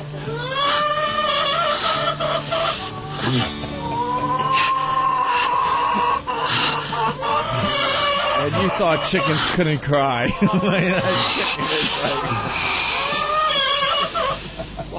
Big Nazi bastard. That's so bothersome. That is a chicken crying. I don't care what you tell me. Let's go to Lynn in New Jersey. Lynn? Hey, what's up? Hey. Well, you guys were talking about it being a fad cowboy movie. Shouldn't it then star Imus with his fad cowboy hat?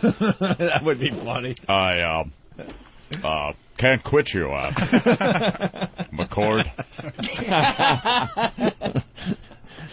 Gonna fuck you in the ass now. Yeah. All right, we have a clip of one of the love scenes from Brokeback Mountain. Now I know why they called it Brokeback Mountain. After you hear this clip. All right. It's obvious someone was being broken. Oh. Maybe broken in. Let's go to that clip now.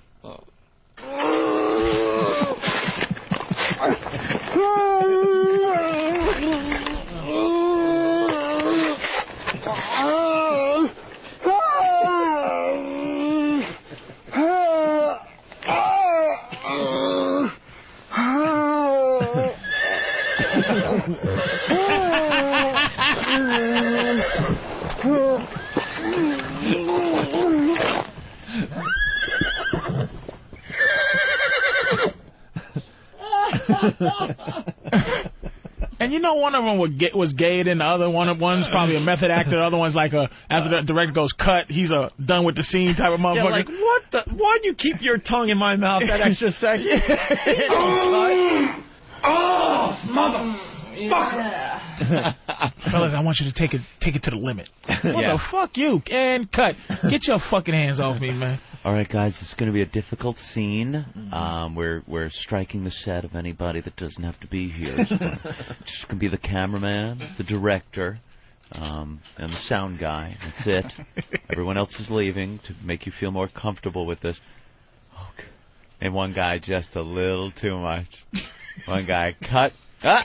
And the guy's like, they pull their faces away, and one guy's face follows the other guy's. Hey! Oh, you said you weren't gay. I didn't hear cut. After that setup, Ang Lee's like, okay, you get all together, and Ang Lee goes, all right, action fags. Serious, to respect you two as actors. All right. Just before they say, all right, faggots. Fag sons of bitches. They set the scene, and just before they yell action, you hear one of those on set.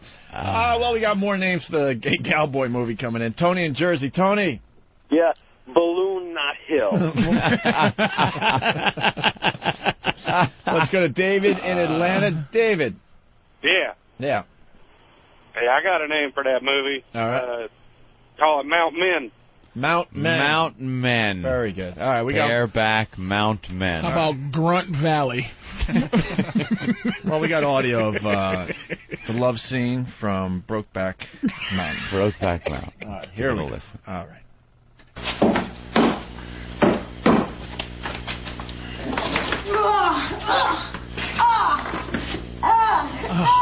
Shit.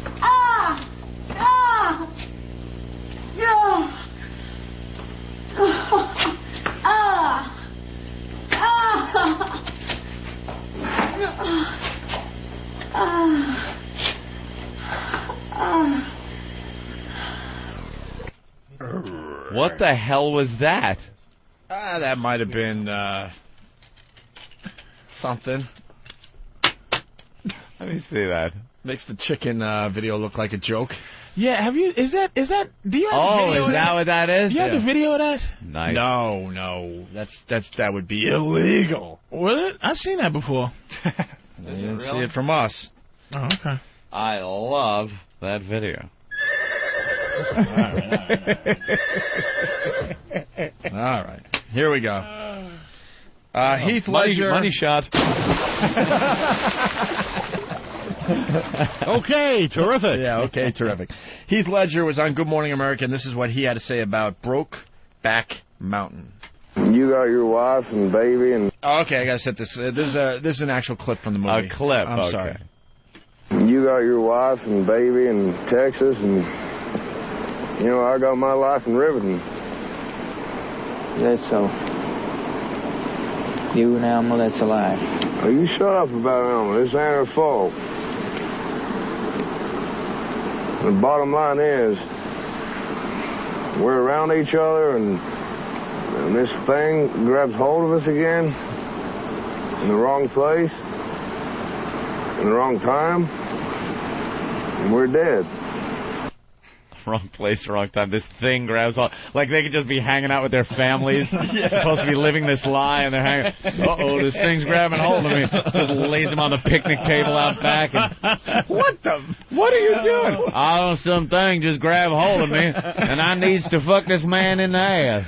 Like gay wolfmen. Yeah.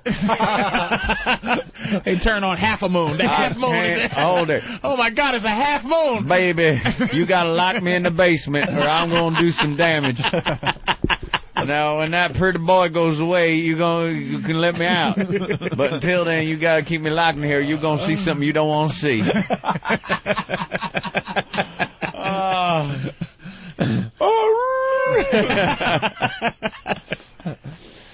Cowboy fag movie. That's what it is. That's the wonderful. Gay Cowboy Let's movie. go to Jay in Chicago. Jay. Hey, how's it going, O&A? We're having a good time today. Good deal. How about No Vag Valley? No Vag Valley. That's a good one, too. Very good.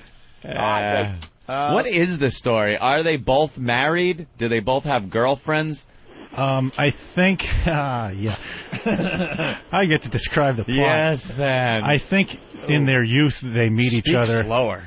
In their youth, they meet each other. Get all gay with each other. It's some kind of a passing little thing. Yeah. Yes. Then they go off and start families. They start families. And then reunite. And they don't know what to take do up where about they it. left off. Yeah. They can't just look at each other and go, man, that was a little awkward back then. Huh? Oops. Hey, look, I'm married now. Sort of a thing. I don't know what the fuck that was. Look, I'm going to move all the way over there. Yeah, this is uncomfortable. Just tell him I died. Will it be a 2? Brokeback 2. Brokeback 2. Scrotum Showdown. You know the sequels are always awful. All right, here we go. Heath Ledger talks about doing gay sex scenes. Well. There must have been something about doing this, and Jake has talked about it too. Straight men in love scenes gotta make you nervous. You choreograph them, I assume, when you're doing love scenes with females. Yeah. Is this a different kind of thing? The rehearsal of these scenes were more or less conversational. You hear how manly he used to talk? Hey, I've heard interviews with Heath Ledger. I've never heard him sound like that. That guy's been in a bunch of good movies. You know they both run around Hollywood just fucking in public. Hey, at the donut shop. Hey, I'm fucking a bitch. Let me get a I have never heard Heath Ledger sound like that in my life. Give me a crumpet. Suck my dick, bitch. I've seen other movies where he's like, well, it was, a difficult role. I really had to get into shape for it. Now it's like, what about the gay scenes with other men? Yeah, well, Jesus Christ, let me tell you something. You got a can of Schaefer beer around here or something? Rough, but I'm just acting. I'll tell you if you let me rub your pussy right now, because I got to rub some pussy when I'm talking.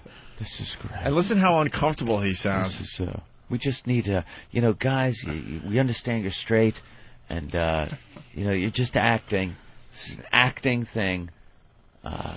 We understand your sexuality. All right, we need the faggots on the set. Faggots, make your way on the set for the fag butt fuck scene. Attention, all faggots. We got to handle this thing. We're going to handle this with respect, professionalism. You are actors. You've done movies, and we understand this is a difficult scene that we're going to need. Cocksucker scene. Can we set up with a cocksucker scene and have the faggots on set for the big cocksucker scene? Oh, what an uncomfortable movie that must have been to make, man. Oh, shit. All he had to do is just say that he did it. That I'm doing it to get an Oscar. If you're one of these actors, are you making sure you're duct taping your junk down? Just in case it's a goof and some blood starts flowing, you're like, what the fuck? All right, chaps, come down, cock in the ass, take 2. Chaps, cock up the ass? The fuck is naming these scenes? Take 2. They wanted to say after the first take is, he wants to hear check the gates. Yeah, check the gates. All right, check the gates. Imagine you get through the whole scene and the director goes, we're going to have to do it again because the lighting was a little... that scene we did yesterday where you were fucking him in the ass for hours. We looked at the dailies, and I gotta tell you, it was a great take, but but you know something, we were getting a lens flare that really wasn't good. The boom mic kind of got in shot. And then boom mic people, when they hear a noise, they don't say shit until the end. They're not allowed to cut.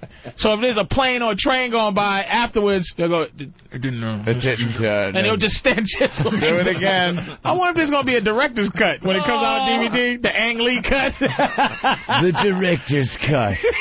All the scenes that you never wanted to see. Let's go to Missouri. David. Yeah, man, there is no way in hell those two guys can be frickin' straight and have done that. They've got to be a bunch of queers, man. I'm telling you. I'm having a hard time with this bunch of queers. You try to have an open mind and try to figure out why they would... I don't get this one. There ain't no way, man. Here are guys that are working together in the entertainment field. They're making a movie. They're doing something like that. Why is it that... But, dude... That is acceptable to... How do you ask a guy... It's like, Than... All right, Than, here's what we need for the show. Here's what we need. We need you and Hawk to just make out. All right, and go. Like, how is that? Oh, stop! Don't really do it, guys. A little visual. Yeah, well, theater of the mind. Theater of the mind. But these how do you ask these guys to? These two guys aren't hacks in Hollywood. You know, and if you read about Heath Ledger, what's that mean? Heath Ledger is... He's on the fence. But I mean, he probably needs this more than... He's still getting scripts, man. Heath Ledger wants to be the other guy from Lord of the Rings. You know who the new Heath Ledger is? Who? It's the kid that was in what's the racing car movie? He did 2 of them. Come on, Paul Walker. No, what's the Luke Fast and Furious? Okay. That kid's the new Heath Ledger, the one that was in the movie with really the surf you watch movie. A lot of movies, bro. What's the movie with that sexy Jessica Alba? He was in one with that. He's the new Heath Ledger. Yeah, we don't need Heath Ledger anymore. What was Heath Ledger's big movie? The Night movie. He was in The Patriot too, right? Oh, right. He was in The Patriot with Mel Gibson. Mel Gibson. That was kind of his break. Yeah. I kind of like that movie. Kind of broke him into the business. He was the star of the Night movie, and they realized he wasn't a star. I kind of like that Night movie. Yeah, of course you did, but it's like I kind of like Waterworld. Waterworld was good. Wait, which one am I? I'm talking about the one that was kind of a comedy. Brokeback Castle. No, it wasn't a comedy. It was a like the one that it was kind of a goof, like rocker. Nah, it had like modern rock music in it. Yeah. Which one was that? That was. It was like A Knight's Tale. Oh, okay. Knight's Tale. That was like a rock Knight's Tale. Delicious. Nice. Oh. A little trap door on his ass. But Heath is in trouble, man. And Jake really wasn't doing shit either, to be honest with you. Like, no, Jake is rising. He's wait a minute. In the it can't business. be too. No, you know who the Jake is going to be a war. Heath Ledger was in the Lords of Dogtown. So what? What? That had a little. Who the fuck saw that? That wasn't even. That was Channel 10 on a plane. That ain't it. No. Jake was in A Day After Tomorrow recently. So. But you know who Jake is going to have a war with? Remember the kid that was in Black Hawk Down? That's the Josh Hartnett. Josh Hartnett and Jake Gyllenhaal. They got a war. It's only could be one motherfucker who does that. That guy. Yeah. It can't be like so. Jake's gonna out-fag. You think what's these his two name? Went off on their own and rehearsed some of these scenes together too? Yes. Oh to the no! kiss. What do you think? They're studying. Oh, fucking. Yeah, awkward. they did because they're trying to be into character, man. How can you go in and out of fag? You can't. That's who he's trying to be. The Orlando Bloom. Actor? He's trying to be Orlando Bloom. Has to be. Orlando Bloom would have been a better choice for this movie. Well, that's who he's trying to be. Is Orlando Bloom? Who, Jake? No. Heath. No, he can't. Orlando, he's not. He's trying. He wants to be that. All right, listen. Let's. But he hasn't reached that point of stardom. Let's get the rest of this clip over with, okay? We start from the beginning. Heath Ledger doing gay sex scenes. There must have been something about doing this, and Jake has talked about it too. Straight men in love scenes. She's diddling herself during this. Got to make you nervous. You choreograph them, I assume, when you're doing love scenes with females. Yeah. Is this a different kind of thing? The rehearsal of these scenes were more or less conversational. You know, but I think what made it easier was that there was, in fact, there were stories within the scenes. There were goals that we wanted to achieve. You know, Ang didn't just roll the camera and say, "Okay, boys, have fun with it now." You know. And look, you know, I think in the end of the day, what it really took is just. And I think it's a way for acting in general with me. It's just kind of harnessing this infinite power of belief. Yeah, there it is. I'm acting. He's very nervous. He was nervous answering that. Channeled the god of faggots. Yeah. The great Fumpor. So what he's saying is they would hang around like rehearsal and be like, you know, the fire sure is warm here at Brookback Mountain in the camp. Yeah, it certainly. Yeah, I love you too. Lean in for a kiss, and here's where we kiss. The kissing is continuing. Like they wouldn't actually do it.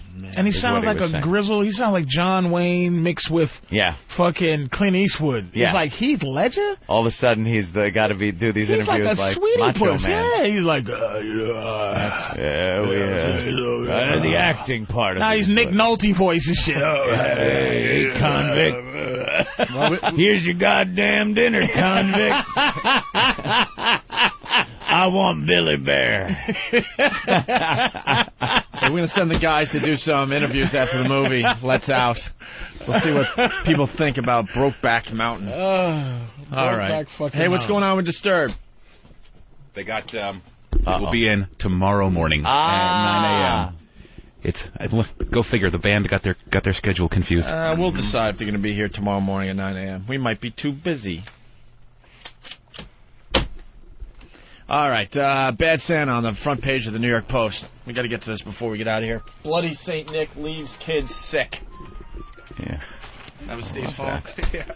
Oh, look at that. Brokeback Mountain Golden Globe nominations. They're showing clips. Oh, that's how it started. He was getting had a baby with, so great news coming out of that camp. They must be celebrating today for sure.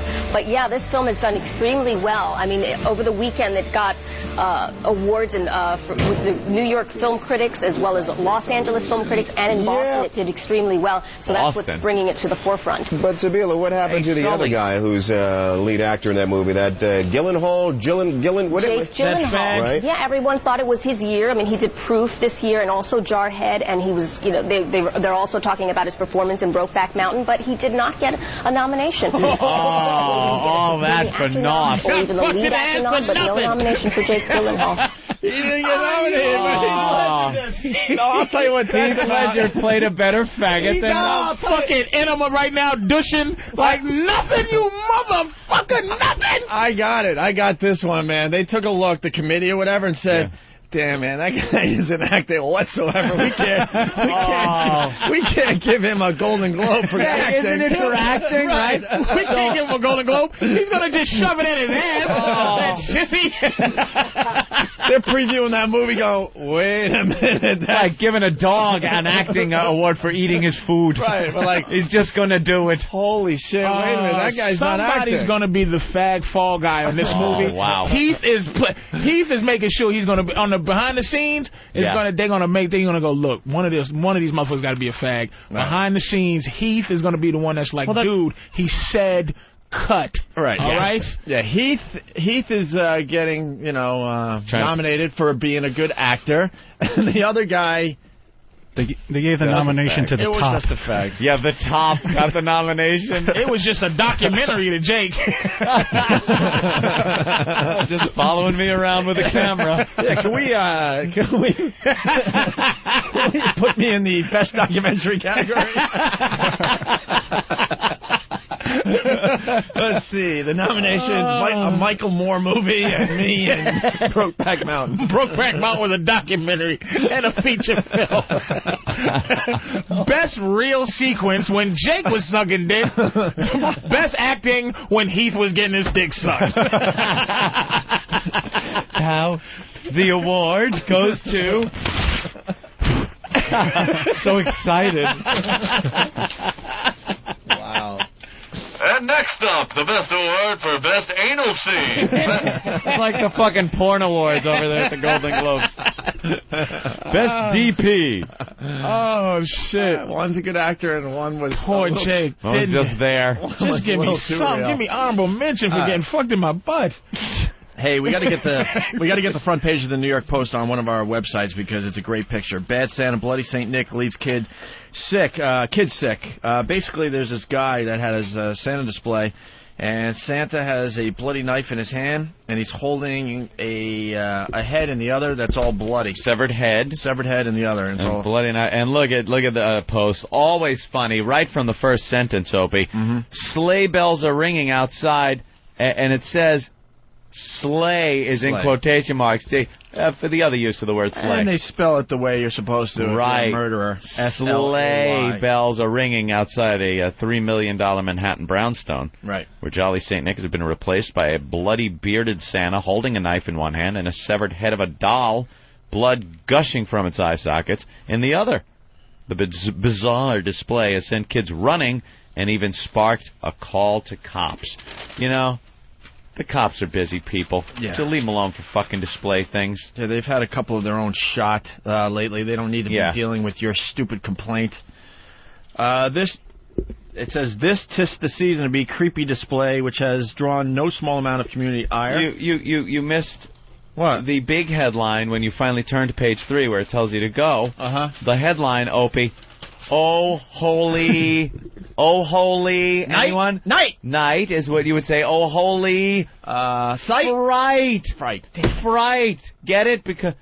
Holy shit, So just look at this guy. Was he just trying to say fuck Christmas and fuck kids and I hate? I don't know what the bottom of the story is. Guy? He's just trying to be creative. I can't get past their stupid things like the first line here. Ho, ho, no! The Post should be firebombed for their comedy attempts. Oh. The guy's pretty creepy looking.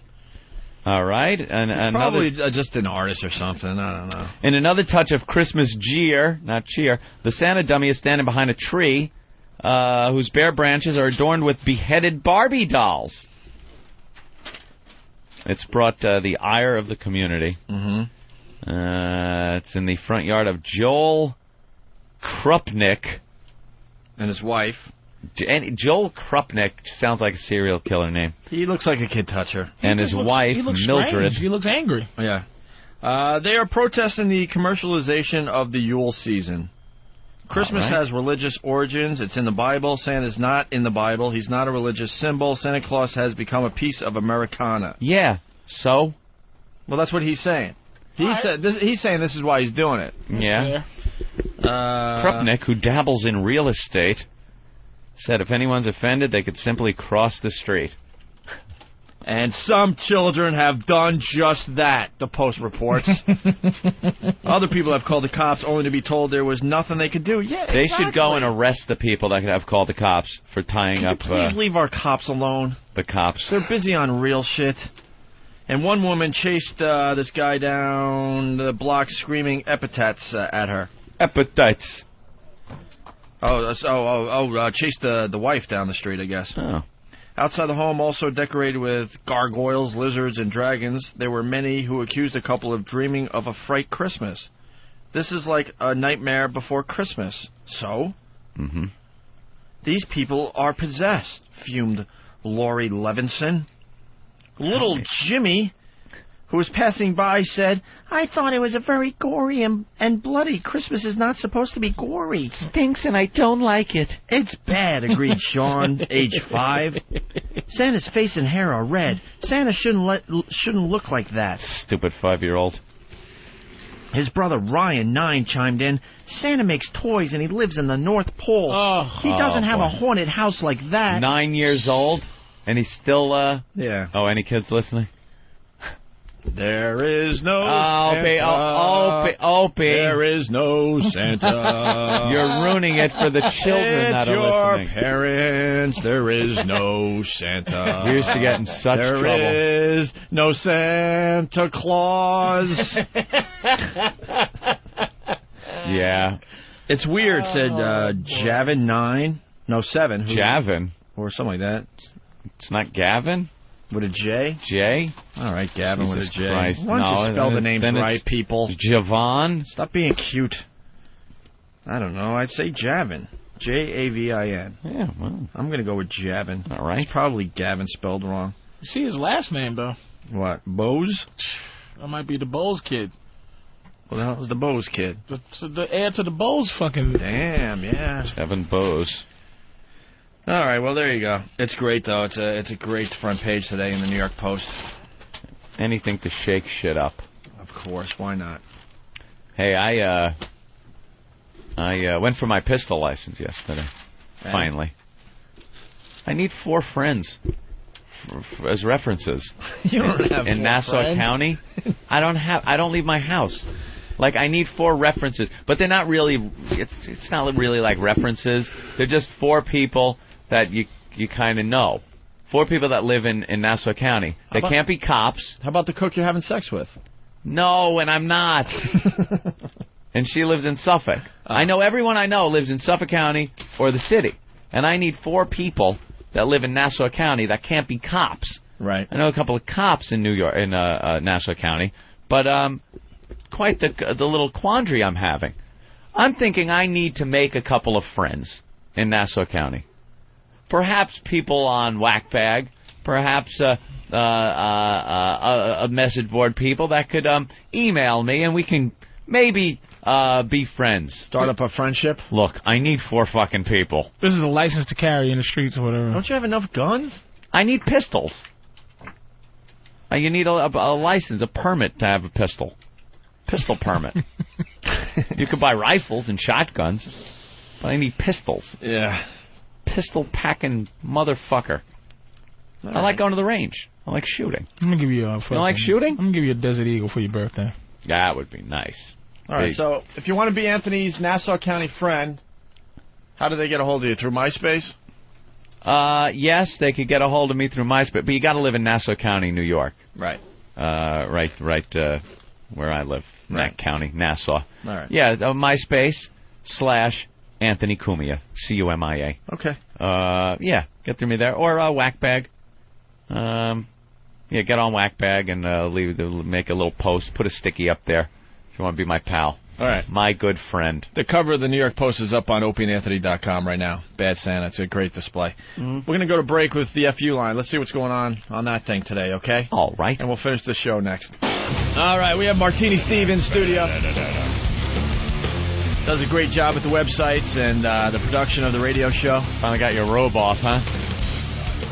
What happened? Your eyes are like saucers. Are they now? Yeah, Still? they still are. Oh, They're wow. pretty big. He's taking all these weird supplements to work out, Patrice, and this morning he took a little too much and he was sweating and shivering. And it was like a cold sweat, right? Yeah, it was a cold sweat. It's this stuff I take, and I'm normally very careful with this stuff, and I normally don't exceed the dosage. And this one product I take called Redline comes with a measuring spoon, and you're not supposed to exceed that measuring spoon dosage. Well, I broke mine yesterday, and I figured I'd been taking it long enough that I could pretty much eyeball how much I could take. There you go. And you overdo it by just a little bit, and you break into these shakes. And I was literally sitting at my desk checking my email this morning, and I couldn't stop my hand from shaking, so I just had these violent up and down shakes trying to use the mouse, just bam, bam, bam, bam, bam.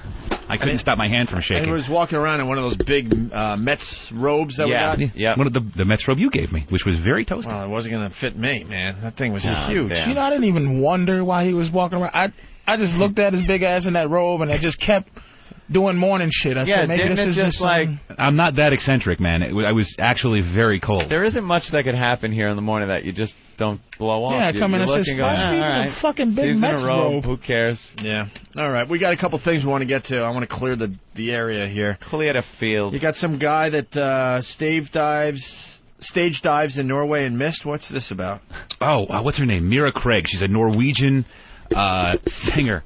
And she was opening up for the Fugees, and I guess what happened was she tried to stage dive, and she was being all cool, and she overestimated or underestimated how far to jump. Uh-oh. And all you hear at the end of the audio is just you'll hear it. Yeah. When oh, dear Lord. It seems like nothing until the last second here.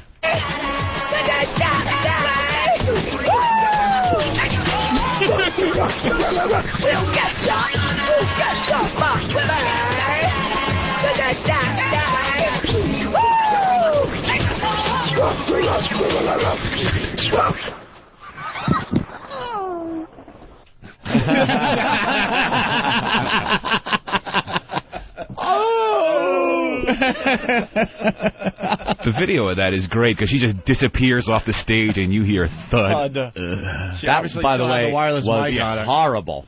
Yeah, that's awful. Horrible. Those Norwegians. Just barking. Good for her. And if you're People in Norway, kept singing. you can Yeah. the Fugees. Oh! That's pretty and good. the crowd went, oh! Good for her. And then Revenge, I don't know if we play this. Revenge Against Campus Thief. This is what you get when you fuck a stranger in the ass? Oh, some video clip someone sent in. I guess there was a college, a lot of thievery going on in a college, and somebody found out who it was, so they went up to the guy's car with a baseball bat and just went after him. It was just not the kid itself, but just started bashing in his windows. Quite a few videos like this online where people are just beating the shit out of cars. This is the yelling. first one I've seen. I haven't really seen What about that black guy with the golf club? Oh, that's yeah. Whoops. Wow. Oh, yeah. Whoops. All right, listen to this. There's this kid, his name is Nate. He steals shit all over fucking campus, and he never gets caught because he keeps selling it. He stole my fucking skateboard, and this is what happens when you fuck a stranger in the ass. Damn! See what happens? Do you see what happens when you fuck a stranger in the ass? You see what happens, Nate? You see what happens? Oh, jeez. That was cool. That was cool. That was cool. I could sit and watch those stupid videos online all day. Oh, yeah. You just troll through them, and it's like, all right, this one is someone punching him in the face. One of my favorites is when they slap that girl in the face. It's like at a party. Yeah, yeah. And it's like high school age kids are hanging out, and there's a girl. And I guess some kind of bet or dare or something went on where this guy was going to open hand slap her across the face. And she's standing there, and she goes, just do it. Do it as hard as you did the last one, I guess, to a guy. So this guy winds up and slaps her in the face. She gets knocked the fuck out, down for the count, out cold, not budging. Yeah. Just knocked her out with a slap, and it's fucking hysterical. You know she just had a big handprint bruise on the side of her face. And they're all upper middle class suburban white kids doing this stuff too. A lot the of chick fight. The chick fight. That one in the backyard. Cat fights are nuts. I've never seen so many cat fights. Again, high school girls just pulling at each other, beating each other up. I don't think it's out of anger. I think this is bored teenagers doing like a backyard wrestling kind of thing. I could be wrong, but there can't be that many pissed off girls beating the shit out of each other that want to document it. Great shit out there. And finally, we're running out of show here. Whiny kid gets his car towed. Oh, kid, I think he was parked outside of a chiropractic office, and the tow truck driver happened to have a video camera with him, I guess, to document whenever somebody threatens him or whatever, and he's videotaping this kid crying as his car is being towed, and it's this 2.5-minute long negotiation with the tow truck driver about why he shouldn't tow his car. Those guys don't listen. No, just take meter maids don't listen. Go down to wherever it's going and the tow pay truck the money guys and don't listen. Get your car back. Save your breath. Please, somebody call the police on this guy! Somebody help me! This is not even right! Somebody help me! Why are you doing this? I have proof at my house that I work at the chiropractic. I asked you for proof. You didn't give me a chance to come down. You said you were going to call the police on me. Because you took my car in your driveway. You started to drive off with my car when I have proof that I work at the goddamn planet. Are you on the planet? I don't have the money to get off of the car. I wish I knew how to quit you. Have the legal right to tell you. That's what I was thinking. You beat me to it. I was going to say, actually, this is audio from Brokeback Mountain. This is the rich... whatever. They're going to lock your ass. They're going to lock your ass up as the cops get here. Hello. Hey, he's got the legal right to do it. Hey, we have a contract with that hospital right there. The hospital? 901 Dover. There's no hospital here. There's a chiropractic office, and that's it. Well, whatever it is. 901 Dover called. You want my number? I got it on video. Oh, that's all right. That's all right, yeah. Yeah, thank you. I appreciate it. Why are you doing this? What's that? 51. Yeah. Yeah. What that is, yeah. Yeah, I don't have the money for this. Why didn't you give me a chance to prove anything, dude? That's illegal. It's not illegal. It's not illegal, dude. I work there. How can you do that? You didn't prove it to me. I just drove off with my car. I'm going to call my lawyer then. Call your lawyer. It's ridiculous. It's stupid fucking truck. As of right now, it's $92. It's not $45 anymore. No, it's $55. I will go back to work and I'll have it's $92 because we're off property. You drove because you sped away. I'm going to get my lawyer on you guys. Hey, get the lawyer. Get your lawyer, dude. You guys do this outside. Get your lawyer. Actually, I'm going to start a standby fee, so it's going to be even more. You're making it illegal, though. No, how can you do this? Totally legal, dude. I work there, though. That's ridiculous.